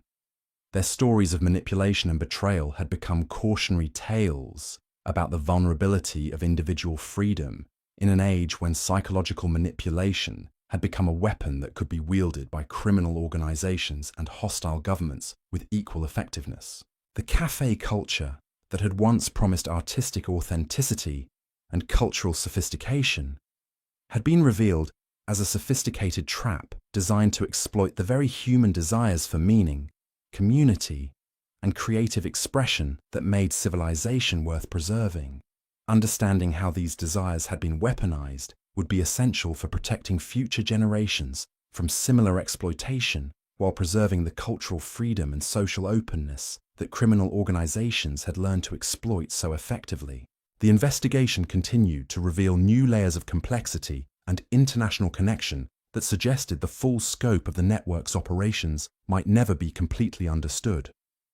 But the evidence already gathered had provided insights into human vulnerability and criminal methodology that would influence law enforcement, intelligence operations, and social policy for decades to come. The heroin havens of 1920s Paris had become a laboratory for techniques of social manipulation that would echo through history long after the last cafe had been closed and the final participant had faced justice for their role in one of the most sophisticated criminal conspiracies of the modern era. The investigation's tentacles reached into the most unexpected corners of European society, revealing how the network had systematically targeted not just individuals, but entire institutions that formed the backbone of civilized order. As spring arrived in Paris in 1929, Detective Inspector Bertrand discovered that the corruption extended into realms that shocked even his cynical sensibilities. The breakthrough came through Countess Isabella von Habsburg, a legitimate Austrian aristocrat whose addiction had made her a willing accomplice in schemes that threatened the very foundations of European banking. Isabella's story began in the autumn of 1926, when she arrived in Paris fleeing a marriage scandal that had destroyed her reputation in Vienna's conservative social circles. At 35, she possessed both the sophistication to navigate high society and the desperation that made her vulnerable to exploitation. Isabella's recruitment had been orchestrated by someone calling himself Baron Friedrich von Zeckendorf, whose noble credentials were as fabricated as his charm was genuine. The Baron understood that Isabella's disgrace in Austrian society had created a hunger for acceptance that could be satisfied through association with Paris's avant-garde cultural movements. He introduced her to café society as a refuge where her past scandals would be viewed as evidence of sophisticated rebellion rather than moral failure. The Baron's manipulation of Isabella was masterful in its subtlety. He never directly encouraged her drug use, but created social situations where abstinence would have meant isolation from the only community in Paris that seemed to understand her situation. Isabella's first injection occurred during what she believed was an intimate artistic salon, where drug use was presented as necessary for appreciating experimental poetry that challenged conventional literary boundaries. Within months, Isabella's addiction had progressed to the point where maintaining her habit required increasingly desperate financial measures. Her family's Austrian properties provided collateral for loans that were channeled through network-controlled banks, creating paper trails that disguised drug transactions as legitimate business investments. But Isabella's value to the network extended far beyond her personal wealth. Through her Habsburg connections, Isabella possessed access to information about European royal families, diplomatic negotiations, and financial arrangements that could influence everything from currency values to territorial disputes. Network operators encouraged her to maintain correspondence with relatives and family friends throughout the Austrian Empire, using her letters to gather intelligence that was then sold to buyers whose identities remained hidden behind layers of intermediaries. Isabella's case revealed how the network had learned to exploit aristocratic social networks that had been weakened by the war, but still maintained enough influence to affect political and economic decisions. Noble families that had lost political power still possessed social connections and insider knowledge that could be valuable to criminal organizations seeking to manipulate markets or influence government policies. The systematic exploitation of aristocratic networks was coordinated by someone the investigation never fully identified, known only as the architect. This individual possessed intimate knowledge of European noble genealogies, diplomatic protocols, and financial systems that suggested either aristocratic background or professional training in intelligence operations. The architect never appeared in person at cafe gatherings, but their influence was evident in the sophisticated strategies used to target and exploit specific noble families. Under the architect's guidance, network operators had created detailed maps of European aristocratic relationships, identifying which families possessed access to valuable information and which individuals within those families might be vulnerable to recruitment. The targeting was so precise that investigators suspected the involvement of intelligence professionals who understood how to exploit social and political networks for strategic advantage. The discovery of aristocratic targeting protocols transformed the investigation into a matter of international security that required cooperation between intelligence services throughout Europe. Governments that had initially viewed the cafe network as a criminal law enforcement issue suddenly recognized that their own diplomatic and financial systems had been compromised by organizations that possessed detailed intelligence about their most sensitive operations. The scope of intelligence compromise became apparent through the case of Lord Reginald Ashworth, a British diplomat whose addiction to opium had been carefully cultivated to provide network operators with advanced knowledge of diplomatic negotiations that could affect commodity prices and currency values. Ashworth's recruitment had begun during legitimate cultural exchanges between British and French artistic institutions, making his compromise virtually undetectable to security services that focused on traditional espionage threats. Ashworth's diplomatic position had provided access to information about trade agreements, military treaties, and colonial policies that network operators sold to buyers who used the intelligence to manipulate financial markets. The profits generated through this insider trading were far greater than anything possible through simple drug trafficking, demonstrating how criminal organizations could leverage cultural infiltration to access economic opportunities that traditional criminals could never exploit.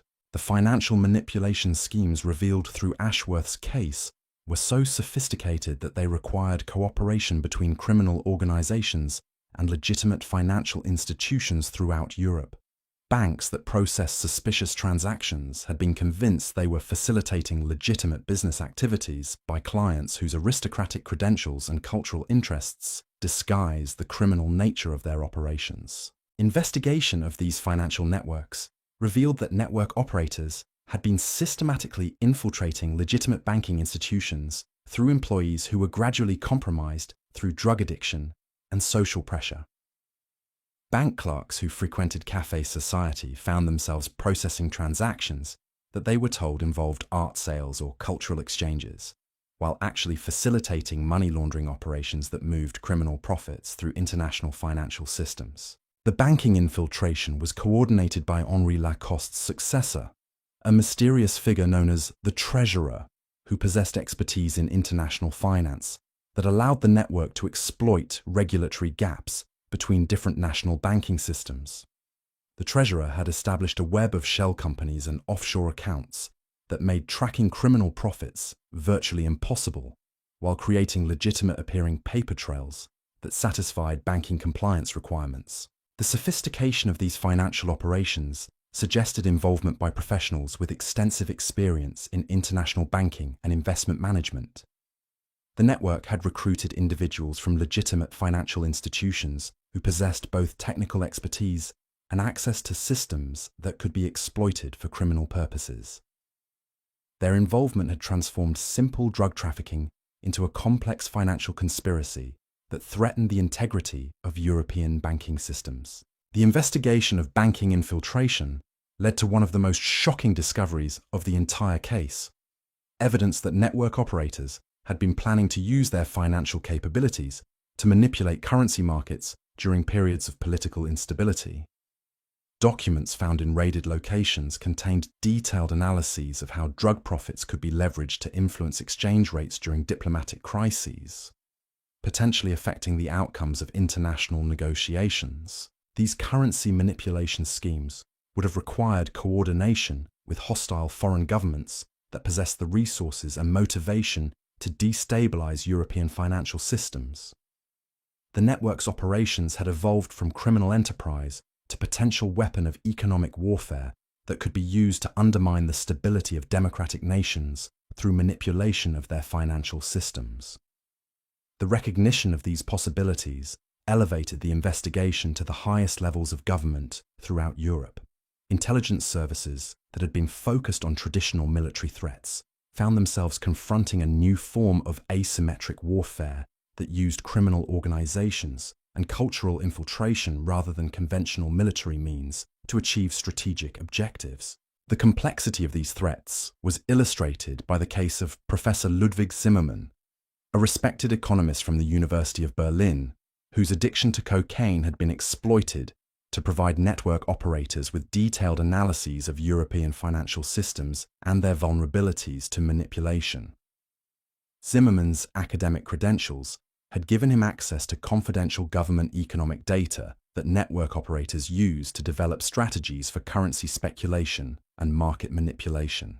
Zimmermann's recruitment had followed the familiar pattern of gradual compromise through cultural activities, but his case revealed how network operators had learned to exploit intellectual curiosity and academic ambition as effectively as personal trauma or financial desperation. His belief that he was contributing to important economic research had been manipulated to make him complicit in activities that contradicted everything he claimed to believe about honest scholarship and public service. The exploitation of academic institutions represented another dimension of the network's evolution from criminal enterprise to systematic threat against the foundations of civilized society.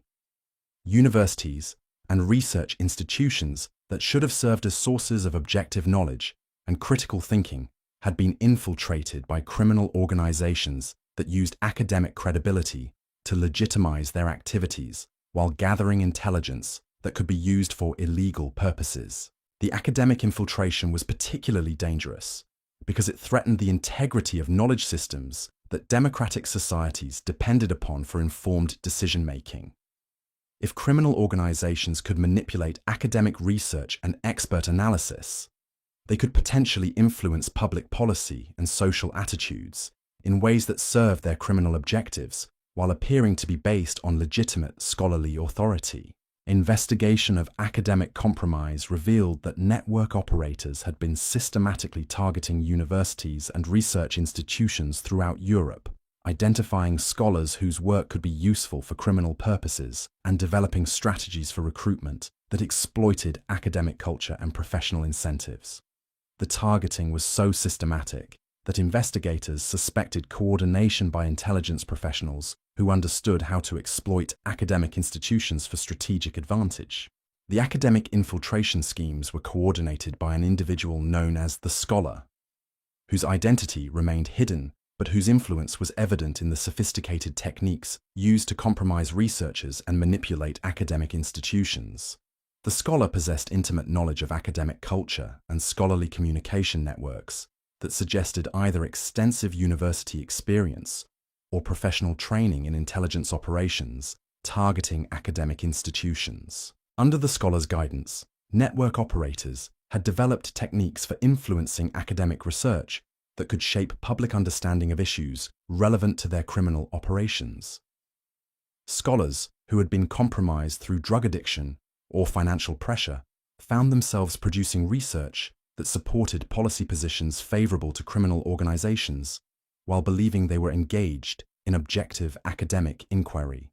The manipulation of academic research was particularly insidious because it exploited the trust that democratic societies placed in scholarly expertise and scientific methodology. Citizens who relied on academic authority to inform their political and social decisions were unknowingly influenced by research that had been corrupted by criminal organizations seeking to advance their illegal objectives. The discovery of academic manipulation created a crisis of confidence in intellectual institutions that extended far beyond the immediate participants in network activities. If respected scholars could be manipulated into producing corrupted research, how could society distinguish between legitimate knowledge and criminal propaganda disguised as academic authority? These questions became practically urgent as the investigation revealed that network-influenced research had been used to support policy positions that would have benefited criminal organizations while appearing to be based on objective scholarly analysis. Academic papers that advocated for reduced law enforcement funding, liberalized drug policies, and weakened financial regulations had been produced by scholars who were unknowingly serving criminal interests while believing they were advancing legitimate intellectual and policy goals. The extent of academic compromise was illustrated by the case of Dr. Margaret Thornfield, a respected criminologist from Cambridge University whose research on drug policy had been systematically influenced by network operators who provided her with funding, research subjects, and data that supported conclusions favorable to their criminal objectives. Dr. Thornfield's academic reputation had given her research credibility that influenced policy discussions throughout Europe, while her compromised methodology had produced conclusions that served criminal rather than public interests. Dr. Thornfield's case revealed how network operators had learned to exploit academic funding systems and research methodologies to influence scholarly conclusions while maintaining the appearance of objective inquiry. Her addiction to heroin, which had developed through her research into drug use patterns, had made her dependent on network cooperation for continued access to research subjects and data sources that were essential for her academic career. The manipulation of Dr. Thornfield's research had been so sophisticated that she never recognized how her scholarly objectivity had been compromised by her personal addiction and professional dependence on criminal organizations. Her belief that she was conducting important research that would inform humane drug policies had been manipulated to produce academic authority for positions that actually served criminal interests rather than public welfare.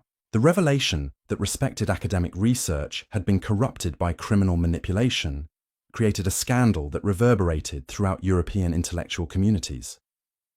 Universities that had prided themselves on scholarly independence found themselves questioning whether their research had been compromised by criminal organizations that understood how to exploit academic culture and professional incentives. The academic scandal also revealed how network operators had been planning to use corrupted research to influence public policy discussions that could affect law enforcement capabilities and regulatory frameworks. Academic papers that advocated for policies favorable to criminal organizations had been strategically published and promoted to influence political debates about crime, drugs, and financial regulation. These influence operations represented a form of intellectual warfare that could potentially undermine democratic decision-making by corrupting the knowledge systems that informed public policy. If criminal organizations could manipulate academic research and expert analysis, they could potentially influence political outcomes in ways that serve their illegal objectives while appearing to be based on legitimate scholarly authority.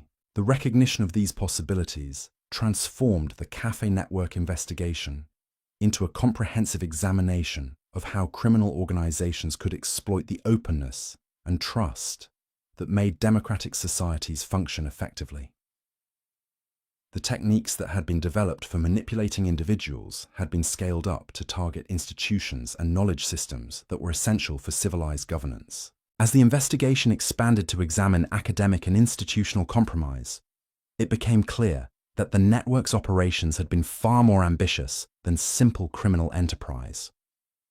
The systematic targeting of cultural institutions, financial systems, political networks, and academic research suggested coordination by organizations that possess strategic objectives extending far beyond criminal profit. The possibility that the Cafe Network had been serving foreign intelligence interests or political movements seeking to destabilize democratic societies created new urgency for investigation efforts that had already revealed more complexity than law enforcement agencies were equipped to handle. The heroin havens of Parisian cafes had been revealed as components of a sophisticated assault on the foundations of European civilization that would require unprecedented cooperation between law enforcement, intelligence services, and democratic institutions to address effectively. The network's participants found themselves caught in conflicts they had never understood. Their personal struggles with addiction and cultural alienation transformed into elements of larger battles over the future of democratic society. Their stories had become cautionary tales about the vulnerability of human freedom in an age when psychological manipulation and institutional corruption had become weapons that could be wielded by hostile forces seeking to undermine the foundations of civilized order. The investigation continued to reveal new dimensions of the conspiracy that suggested the full scope of the network's operations might never be completely understood. But the evidence already gathered had provided insights into the vulnerability of democratic institutions and open societies that would influence security policy and law enforcement practices for generations to come. The bohemian cafes, where artists had sought inspiration through chemical enhancement, had been revealed as laboratories for techniques of social manipulation and institutional corruption that would echo through history long after the last participant had faced justice for their role in one of the most sophisticated threats to democratic civilization in the modern era.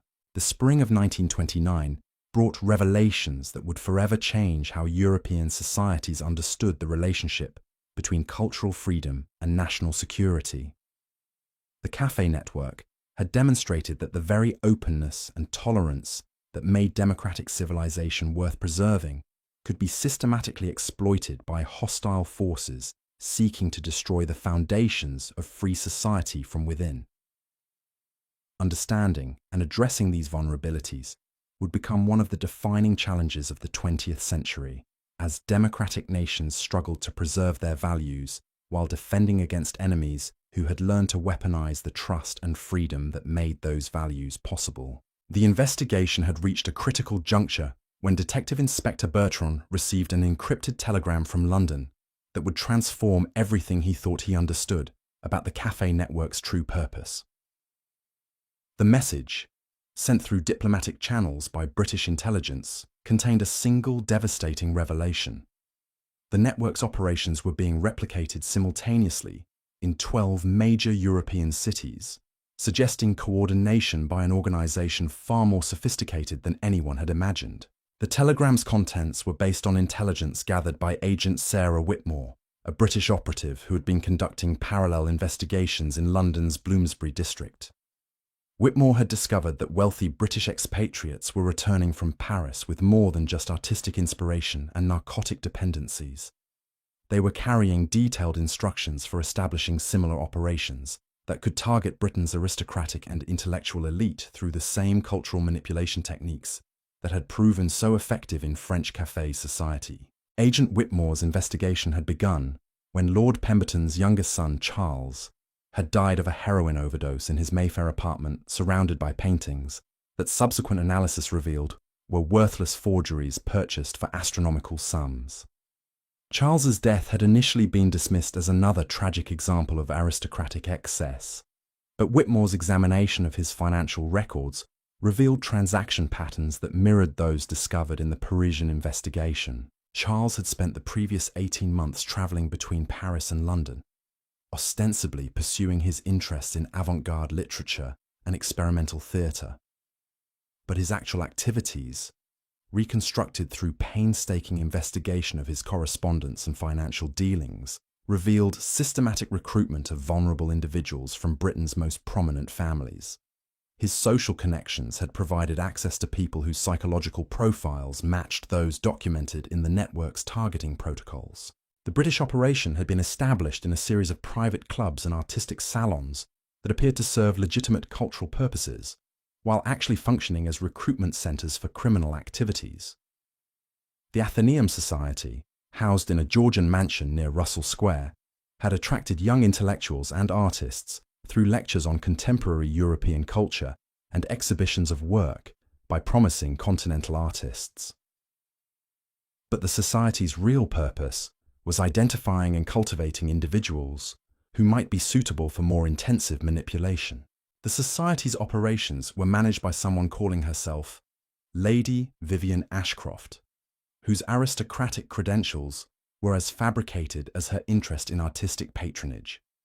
Lady Ashcroft possessed intimate knowledge of British social hierarchies and cultural movements that allowed her to present herself as a sophisticated cultural authority, while actually serving as a recruitment specialist for criminal organisations seeking to exploit British wealth and influence. Lady Ashcroft's manipulation techniques had been refined through experience with dozens of targets, each providing lessons that improved her ability to identify vulnerabilities and exploit them systematically. Her approach varied, depending on the specific psychological profile of each target, but always involved gradual introduction to increasingly exclusive cultural activities, where drug use was normalized through association with intellectual sophistication and artistic authenticity. The British operation's most significant success had been the recruitment of Sir Reginald Blackwood, a prominent banker whose position at the Bank of England had provided access to information about monetary policy and international financial agreements. Blackwood's addiction to cocaine had been carefully cultivated through his involvement in society activities, while his belief that he was supporting important cultural initiatives had been manipulated to secure his cooperation with increasingly compromising requests for confidential information. Through Blackwood, the network had gained advanced knowledge of British currency policies and international trade agreements that allowed coordinated speculation in financial markets throughout Europe.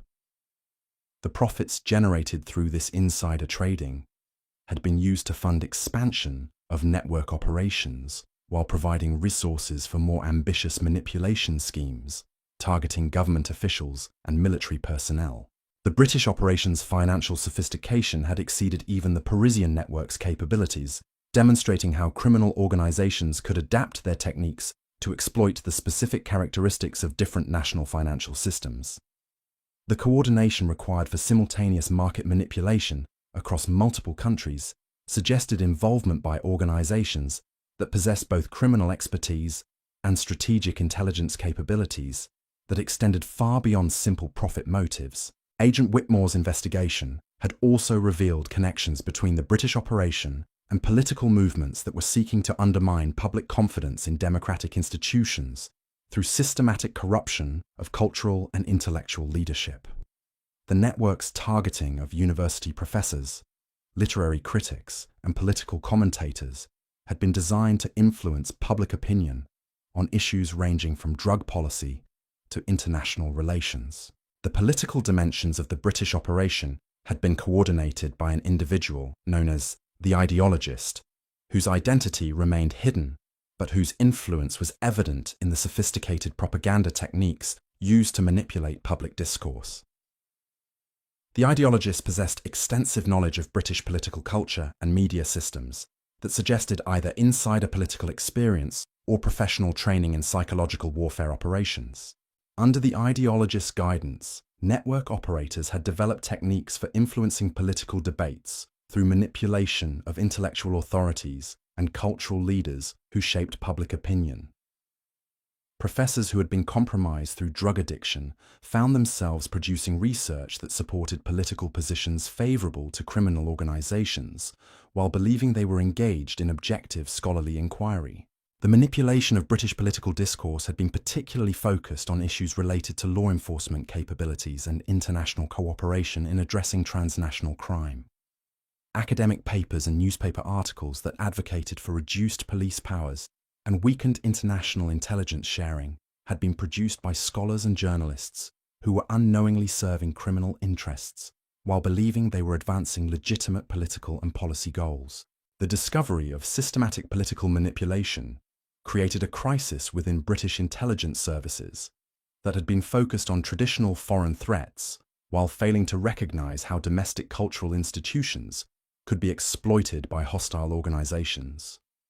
The network's operations had demonstrated that open societies were vulnerable to forms of attack that used democratic freedoms and cultural tolerance as weapons against the systems they were designed to protect. The British intelligence revelations coincided with similar discoveries in other European capitals, where parallel investigations were uncovering evidence of coordinated criminal operations that shared techniques, funding sources, and strategic objectives. The cafe network had been revealed as one component of a continental conspiracy that threatened the stability of democratic civilization throughout Europe. In Berlin, German authorities had discovered that several prominent cabarets and artistic venues were serving functions identical to those performed by Parisian cafes.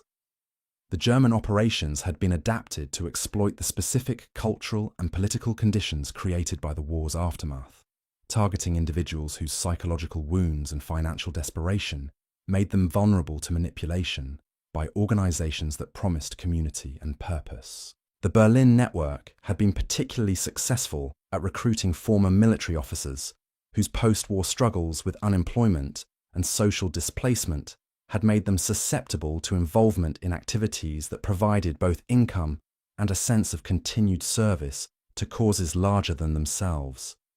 These veterans possessed knowledge of military systems and government operations that was valuable to criminal organizations seeking to influence political developments or gather intelligence for foreign buyers.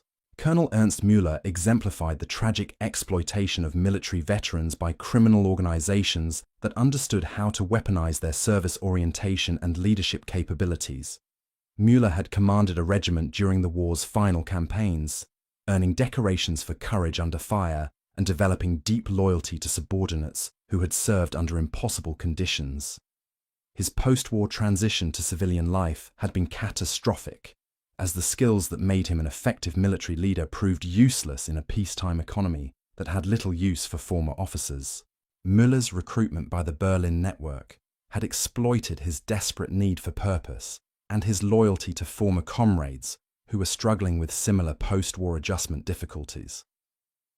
Network operators had convinced him that his involvement in their activities was serving the interests of veterans who needed financial support and meaningful work opportunities.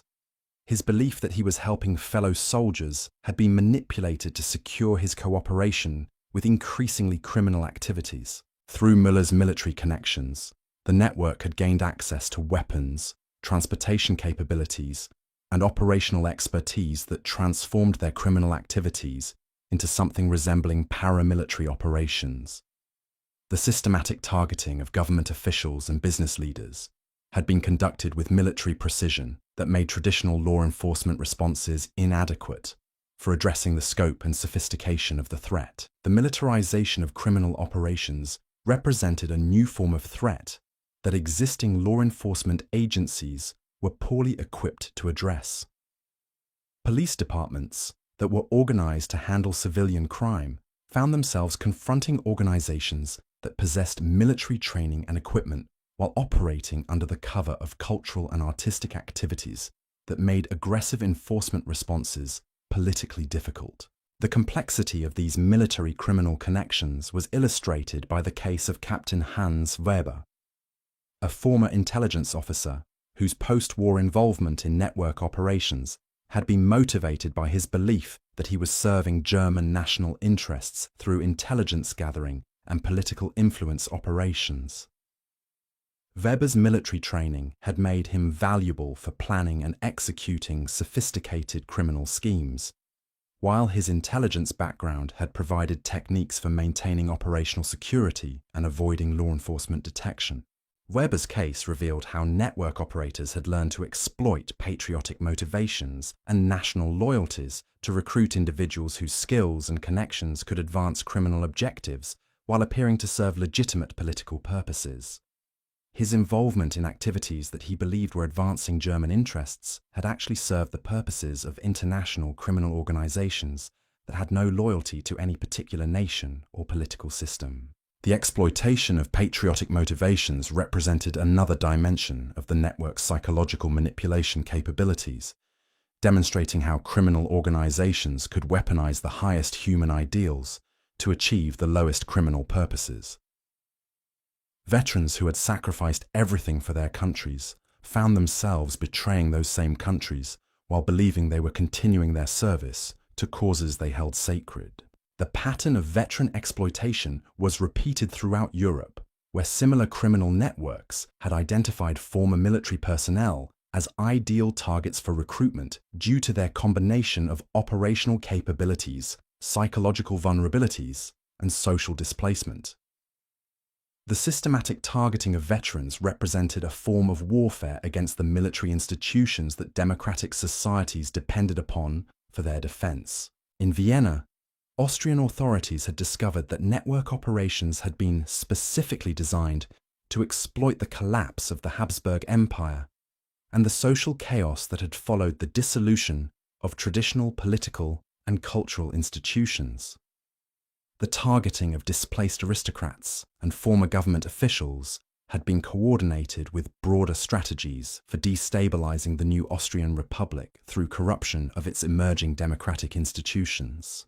The Vienna network had been established by Count Anton von Seckendorf, whose legitimate aristocratic credentials had provided access to displaced noble families, whose financial desperation and social displacement made them vulnerable to recruitment by organizations that promised restoration of their former status and influence.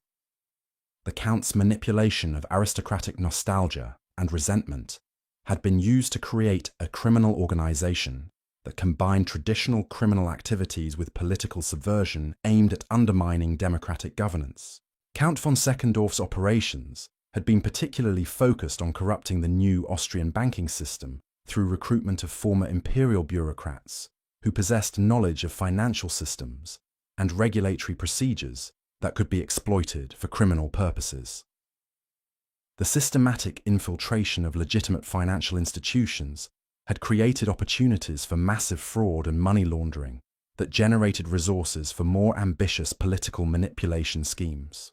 The Austrian network's political dimensions had been coordinated with similar operations in Hungary and Czechoslovakia, where parallel criminal organizations were working to destabilize the new democratic governments that had emerged from the Habsburg Empire's dissolution.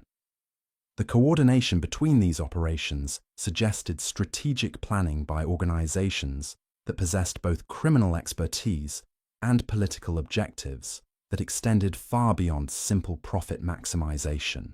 The revelation of coordinated political subversion throughout Central Europe created alarm within the new democratic governments that had struggled to establish legitimacy and stability in the aftermath of imperial collapse. The network's operations had exploited the very political transitions that were supposed to create more democratic and responsive governance, using the chaos of political change to establish criminal influence over emerging institutions. The scope of political manipulation was illustrated by the case of Dr. Franz Moravec, a respected economist who had been recruited to serve in the new Czechoslovak government's finance ministry while secretly providing information to network operators who used his insider knowledge to manipulate currency markets and government bond prices.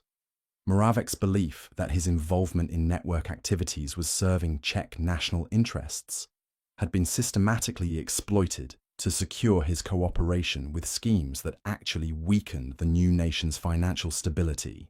Moravec's case revealed how network operators had learned to exploit nationalist sentiments and political idealism to recruit individuals whose positions in government provided access to information and influence that could be used for criminal purposes.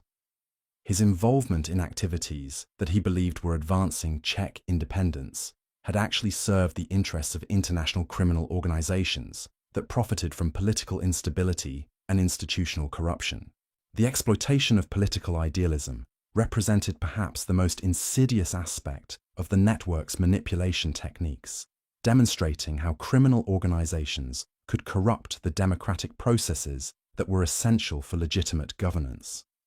Officials who had dedicated their lives to public service found themselves betraying the public trust while believing they were serving higher purposes that justified their involvement in increasingly compromising activities. The pattern of government infiltration was repeated throughout Europe, where network operators had systematically targeted the emerging democratic institutions that were replacing the imperial and monarchical systems destroyed by the war. The timing of these recruitment efforts suggested coordination by organizations that understood how to exploit the vulnerabilities created by political transition and institutional instability. By the summer of 1929, the investigation had revealed a conspiracy of such scope and sophistication that it challenged fundamental assumptions about the nature of crime and the capabilities of criminal organizations. The Cafe network had been revealed as one component of a continental criminal enterprise that combined traditional illegal activities with systematic attacks on the cultural, financial, political, and military institutions that supported democratic civilization. The network's participants had become unwitting soldiers in a war against the foundations of free society, their personal struggles with addiction and alienation transformed into weapons that could be used to undermine the very systems that should have provided them with security and opportunity. Their stories had become cautionary tales about the vulnerability of human nature and democratic institutions to systematic manipulation by organizations that possessed both criminal ruthlessness and strategic intelligence capabilities. The investigation's revelations had created unprecedented challenges for law enforcement and intelligence agencies that were organized to address traditional threats while lacking capabilities for confronting criminal organizations that operated across national boundaries and exploited cultural and political freedoms for strategic purposes. The network's success had demonstrated that democratic societies needed new approaches to security that could preserve their openness while defending against enemies who had learned to weaponize the trust and freedom that made democratic life possible. As authorities throughout Europe struggled to comprehend the full scope of the conspiracy they had uncovered, one fact became increasingly clear. The heroin havens of Parisian cafes had been far more than criminal enterprises or artistic gathering places. They had been laboratories for developing techniques of psychological warfare and social manipulation that would continue to threaten democratic civilization long after the last participant had been brought to justice and the final cafe had been shuttered forever. The network's legacy would extend far beyond the immediate participants in its criminal activities, influencing how democratic societies understood and defended against threats that exploited their greatest strengths as weapons for their destruction. The bohemian dreams that had drawn so many vulnerable souls into the network's web had been revealed as nightmares that threatened to consume not just individual lives, but the entire civilization that had made those dreams seem possible. In the shadowy corners of those smoke-filled rooms where needles passed between trembling fingers and artistic ambitions dissolved into chemical dependency, a new form of warfare had been born. The battle for the soul of European civilization would continue long after the cafes fell silent, fought not with conventional weapons, but with the more insidious tools of psychological manipulation and cultural corruption that the network had perfected through years of experimentation on some of history's most vulnerable and idealistic individuals. The investigation had revealed that the true target of the network's operations had never been simply money or drugs, but something far more precious: the trust, creativity, and idealism that made democratic civilization worth preserving. Understanding how these qualities had been systematically exploited and corrupted would be essential for protecting future generations from similar threats, while maintaining the cultural freedom and social openness that remained essential for human flourishing in an increasingly complex and dangerous world.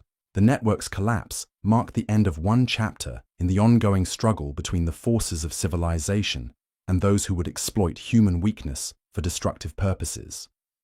But the techniques and insights that had been developed through the systematic manipulation of cafe culture would continue to influence criminal organizations and hostile governments throughout the 20th century and beyond, creating challenges that democratic societies would struggle to address while preserving the values that made their way of life worth defending.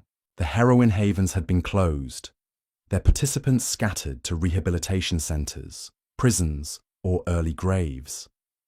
But the knowledge of human vulnerability that had been gained through their operation would live on, a dark legacy of one of history's most sophisticated attempts to weaponize art, culture, and human creativity in service of forces that sought to destroy everything those qualities were meant to celebrate and preserve. The struggle to defend democratic civilization against such threats would continue, informed by a hard-won understanding of how easily human nature could be exploited by those who possess both the will and the knowledge to transform society's greatest strengths into instruments of its potential destruction. The final act of this tragic symphony began in the autumn of 1929, when the global financial collapse that would become known as the Great Depression delivered the killing blow to a network already weakened by investigation and exposure. The stock market crash of October sent shockwaves through the wealthy families whose trust funds and investments had sustained the cafe operations, while the economic chaos that followed created conditions that made the network's sophisticated financial manipulations impossible to maintain. Lady Catherine Pembroke, whose cooperation with Detective Inspector Bertrand had helped expose the network's aristocratic connections, found herself facing a different kind of devastation as her family's textile fortune evaporated along with millions of other investments. The inheritance that had made her such an attractive target for network operators no longer existed, leaving her to confront both her addiction and her exploitation without the financial resources that had once seemed to guarantee her security. Catherine's recovery took place in a small clinic outside London, where she spent months learning to distinguish between the authentic relationships she was building with other patients and the manipulated connections that had defined her Paris experience. The process was complicated by her realization that some of her most treasured memories of artistic discovery and intellectual growth had been systematically manufactured by people who viewed her as nothing more than a source of revenue. The psychological damage extended far beyond simple addiction. Catherine had to reconstruct her entire understanding of art, culture, and human relationships after discovering that her most profound experiences had been orchestrated by criminals who understood exactly which emotional buttons to push to maintain her compliance. The paintings she had purchased with such pride were revealed to be worthless forgeries, but more devastating was the recognition that her emotional responses to them had been genuine, even though the circumstances of their acquisition had been entirely false. Catherine's recovery became a model for treating other network survivors who struggled with similar challenges. Traditional approaches to addiction treatment proved inadequate for addressing the complex psychological manipulation that had characterized their experiences. These individuals needed to learn not just how to live without drugs, but how to trust their own judgment and emotional responses after years of systematic deception. The treatment approach developed for network survivors incorporated techniques that would later influence therapeutic methods for treating victims of other forms of psychological manipulation and coercive control. The recognition that addiction could be weaponized as part of broader manipulation schemes created new understanding of how criminal organizations could exploit human vulnerability for purposes that extended far beyond simple financial gain. Dr. Edmund Whitfield, a psychiatrist who worked with network survivors at a facility in Switzerland, documented patterns of psychological damage that he termed manufactured dependency syndrome. His patients had been systematically conditioned to associate their most meaningful experiences with situations controlled by their manipulators, creating forms of psychological bondage that persisted long after the physical addiction had been addressed. Dr. Whitfield's research revealed that network operators had developed sophisticated understanding of human psychology that allowed them to create artificial emotional dependencies that were often more powerful than chemical addiction. Patients who successfully overcame their drug dependencies often continued to crave the social connections and cultural experiences that had been provided through network participation, even after understanding that those connections had been deliberately manufactured for exploitative purposes. The challenge of treating manufactured dependency syndrome required therapeutic approaches that helped patients develop authentic relationships and genuine cultural interests, while processing the trauma of discovering that their most cherished experiences had been systematically fabricated. The process often took years and required careful attention to preventing patients from simply replacing their network dependencies with new forms of artificial connection. Jean-Baptiste Moreau's recovery exemplified both the possibilities and limitations of treatment for network survivors.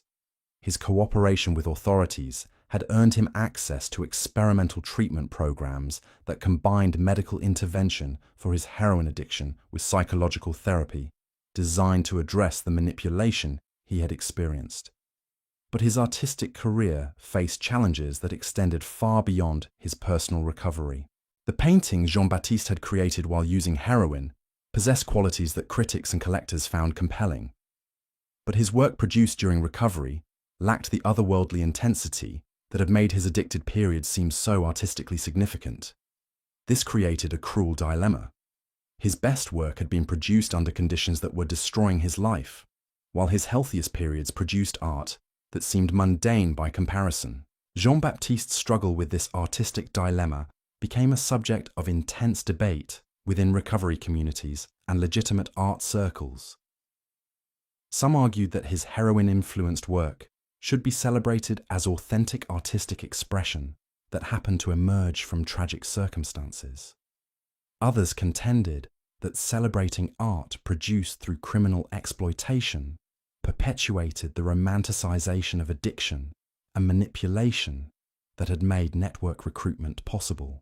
The debate reflected broader questions about how society should evaluate cultural achievements that emerged from destructive or exploitative circumstances. If genuine artistic innovation had resulted from systematic criminal manipulation, how should that innovation be understood and preserved? Could the artistic value be separated from the criminal context? Or did acknowledging the art's significance somehow validate the methods used to produce it?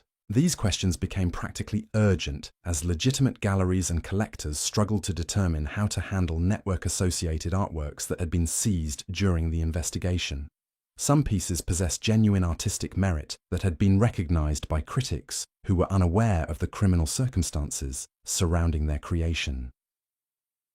Others were revealed to be mediocre works whose perceived value had been artificially inflated through the manipulation of buyers, whose judgment had been compromised by addiction and psychological manipulation. The art market's response to network-associated works created a new category of cultural artifacts whose value was complicated by their association with criminal activity. Some collectors, who had purchased works through legitimate channels, found their investments worthless when the criminal connections were revealed. Others discovered that pieces they had dismissed as overpriced had actually been genuine masterworks, whose value had been obscured by the scandal surrounding their origins. Professor Helena Richter, an art historian from Vienna who had been studying the relationship between creativity and altered consciousness, found her own research complicated by the network revelations. Her academic work had suggested that certain forms of drug use could enhance artistic creativity, but the discovery that systematic criminal exploitation had influenced many of the works she had studied forced her to reconsider her conclusions about the relationship between chemical enhancement and authentic artistic expression. Professor Richter's dilemma reflected challenges faced by scholars throughout Europe who had been studying cultural movements and artistic innovations that were later revealed to have been influenced by criminal manipulation. Academic work that had seemed to provide objective analysis of cultural phenomena was called into question when the criminal context became apparent, forcing researchers to distinguish between genuine artistic innovation and manufactured cultural significance. The academic community's response to these challenges led to new standards for research into cultural movements and artistic communities. Scholars developed techniques for identifying potential criminal influence in cultural phenomena, while academic institutions established protocols for addressing research that might have been compromised by criminal manipulation of subjects or data sources. The broader cultural impact of the network's exposure extended far beyond academic circles. The revelation that sophisticated criminal organizations could systematically exploit artistic communities created suspicion about avant-garde cultural movements and experimental artistic practices. Public support for arts funding and cultural institutions declined as taxpayers questioned whether their money might be supporting activities that could be infiltrated by criminal organizations. This cultural backlash had devastating effects on legitimate artists and cultural institutions that had no connection to network activities. Experimental theatres, avant-garde galleries, and innovative cultural programs found themselves facing reduced funding and public suspicion simply because they represented the kinds of activities that criminal organizations had learned to exploit for their own purposes. The backlash was particularly severe in Paris, where the café culture that had given the city its reputation for artistic innovation became associated with criminal exploitation and social destruction. Tourism declined as visitors who had once been attracted by Paris's bohemian atmosphere began to view the city's cultural offerings with suspicion and fear. Maurice Delacroix, who had owned a legitimate café near the Sorbonne that had served as a gathering place for artists and intellectuals without any connection to network activities, found his business destroyed by association with the scandal.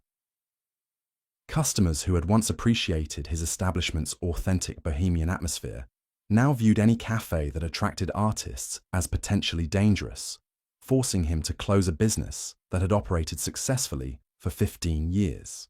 Maurice's experience reflected the broader damage that the network's activities had inflicted on legitimate cultural institutions and businesses throughout Paris.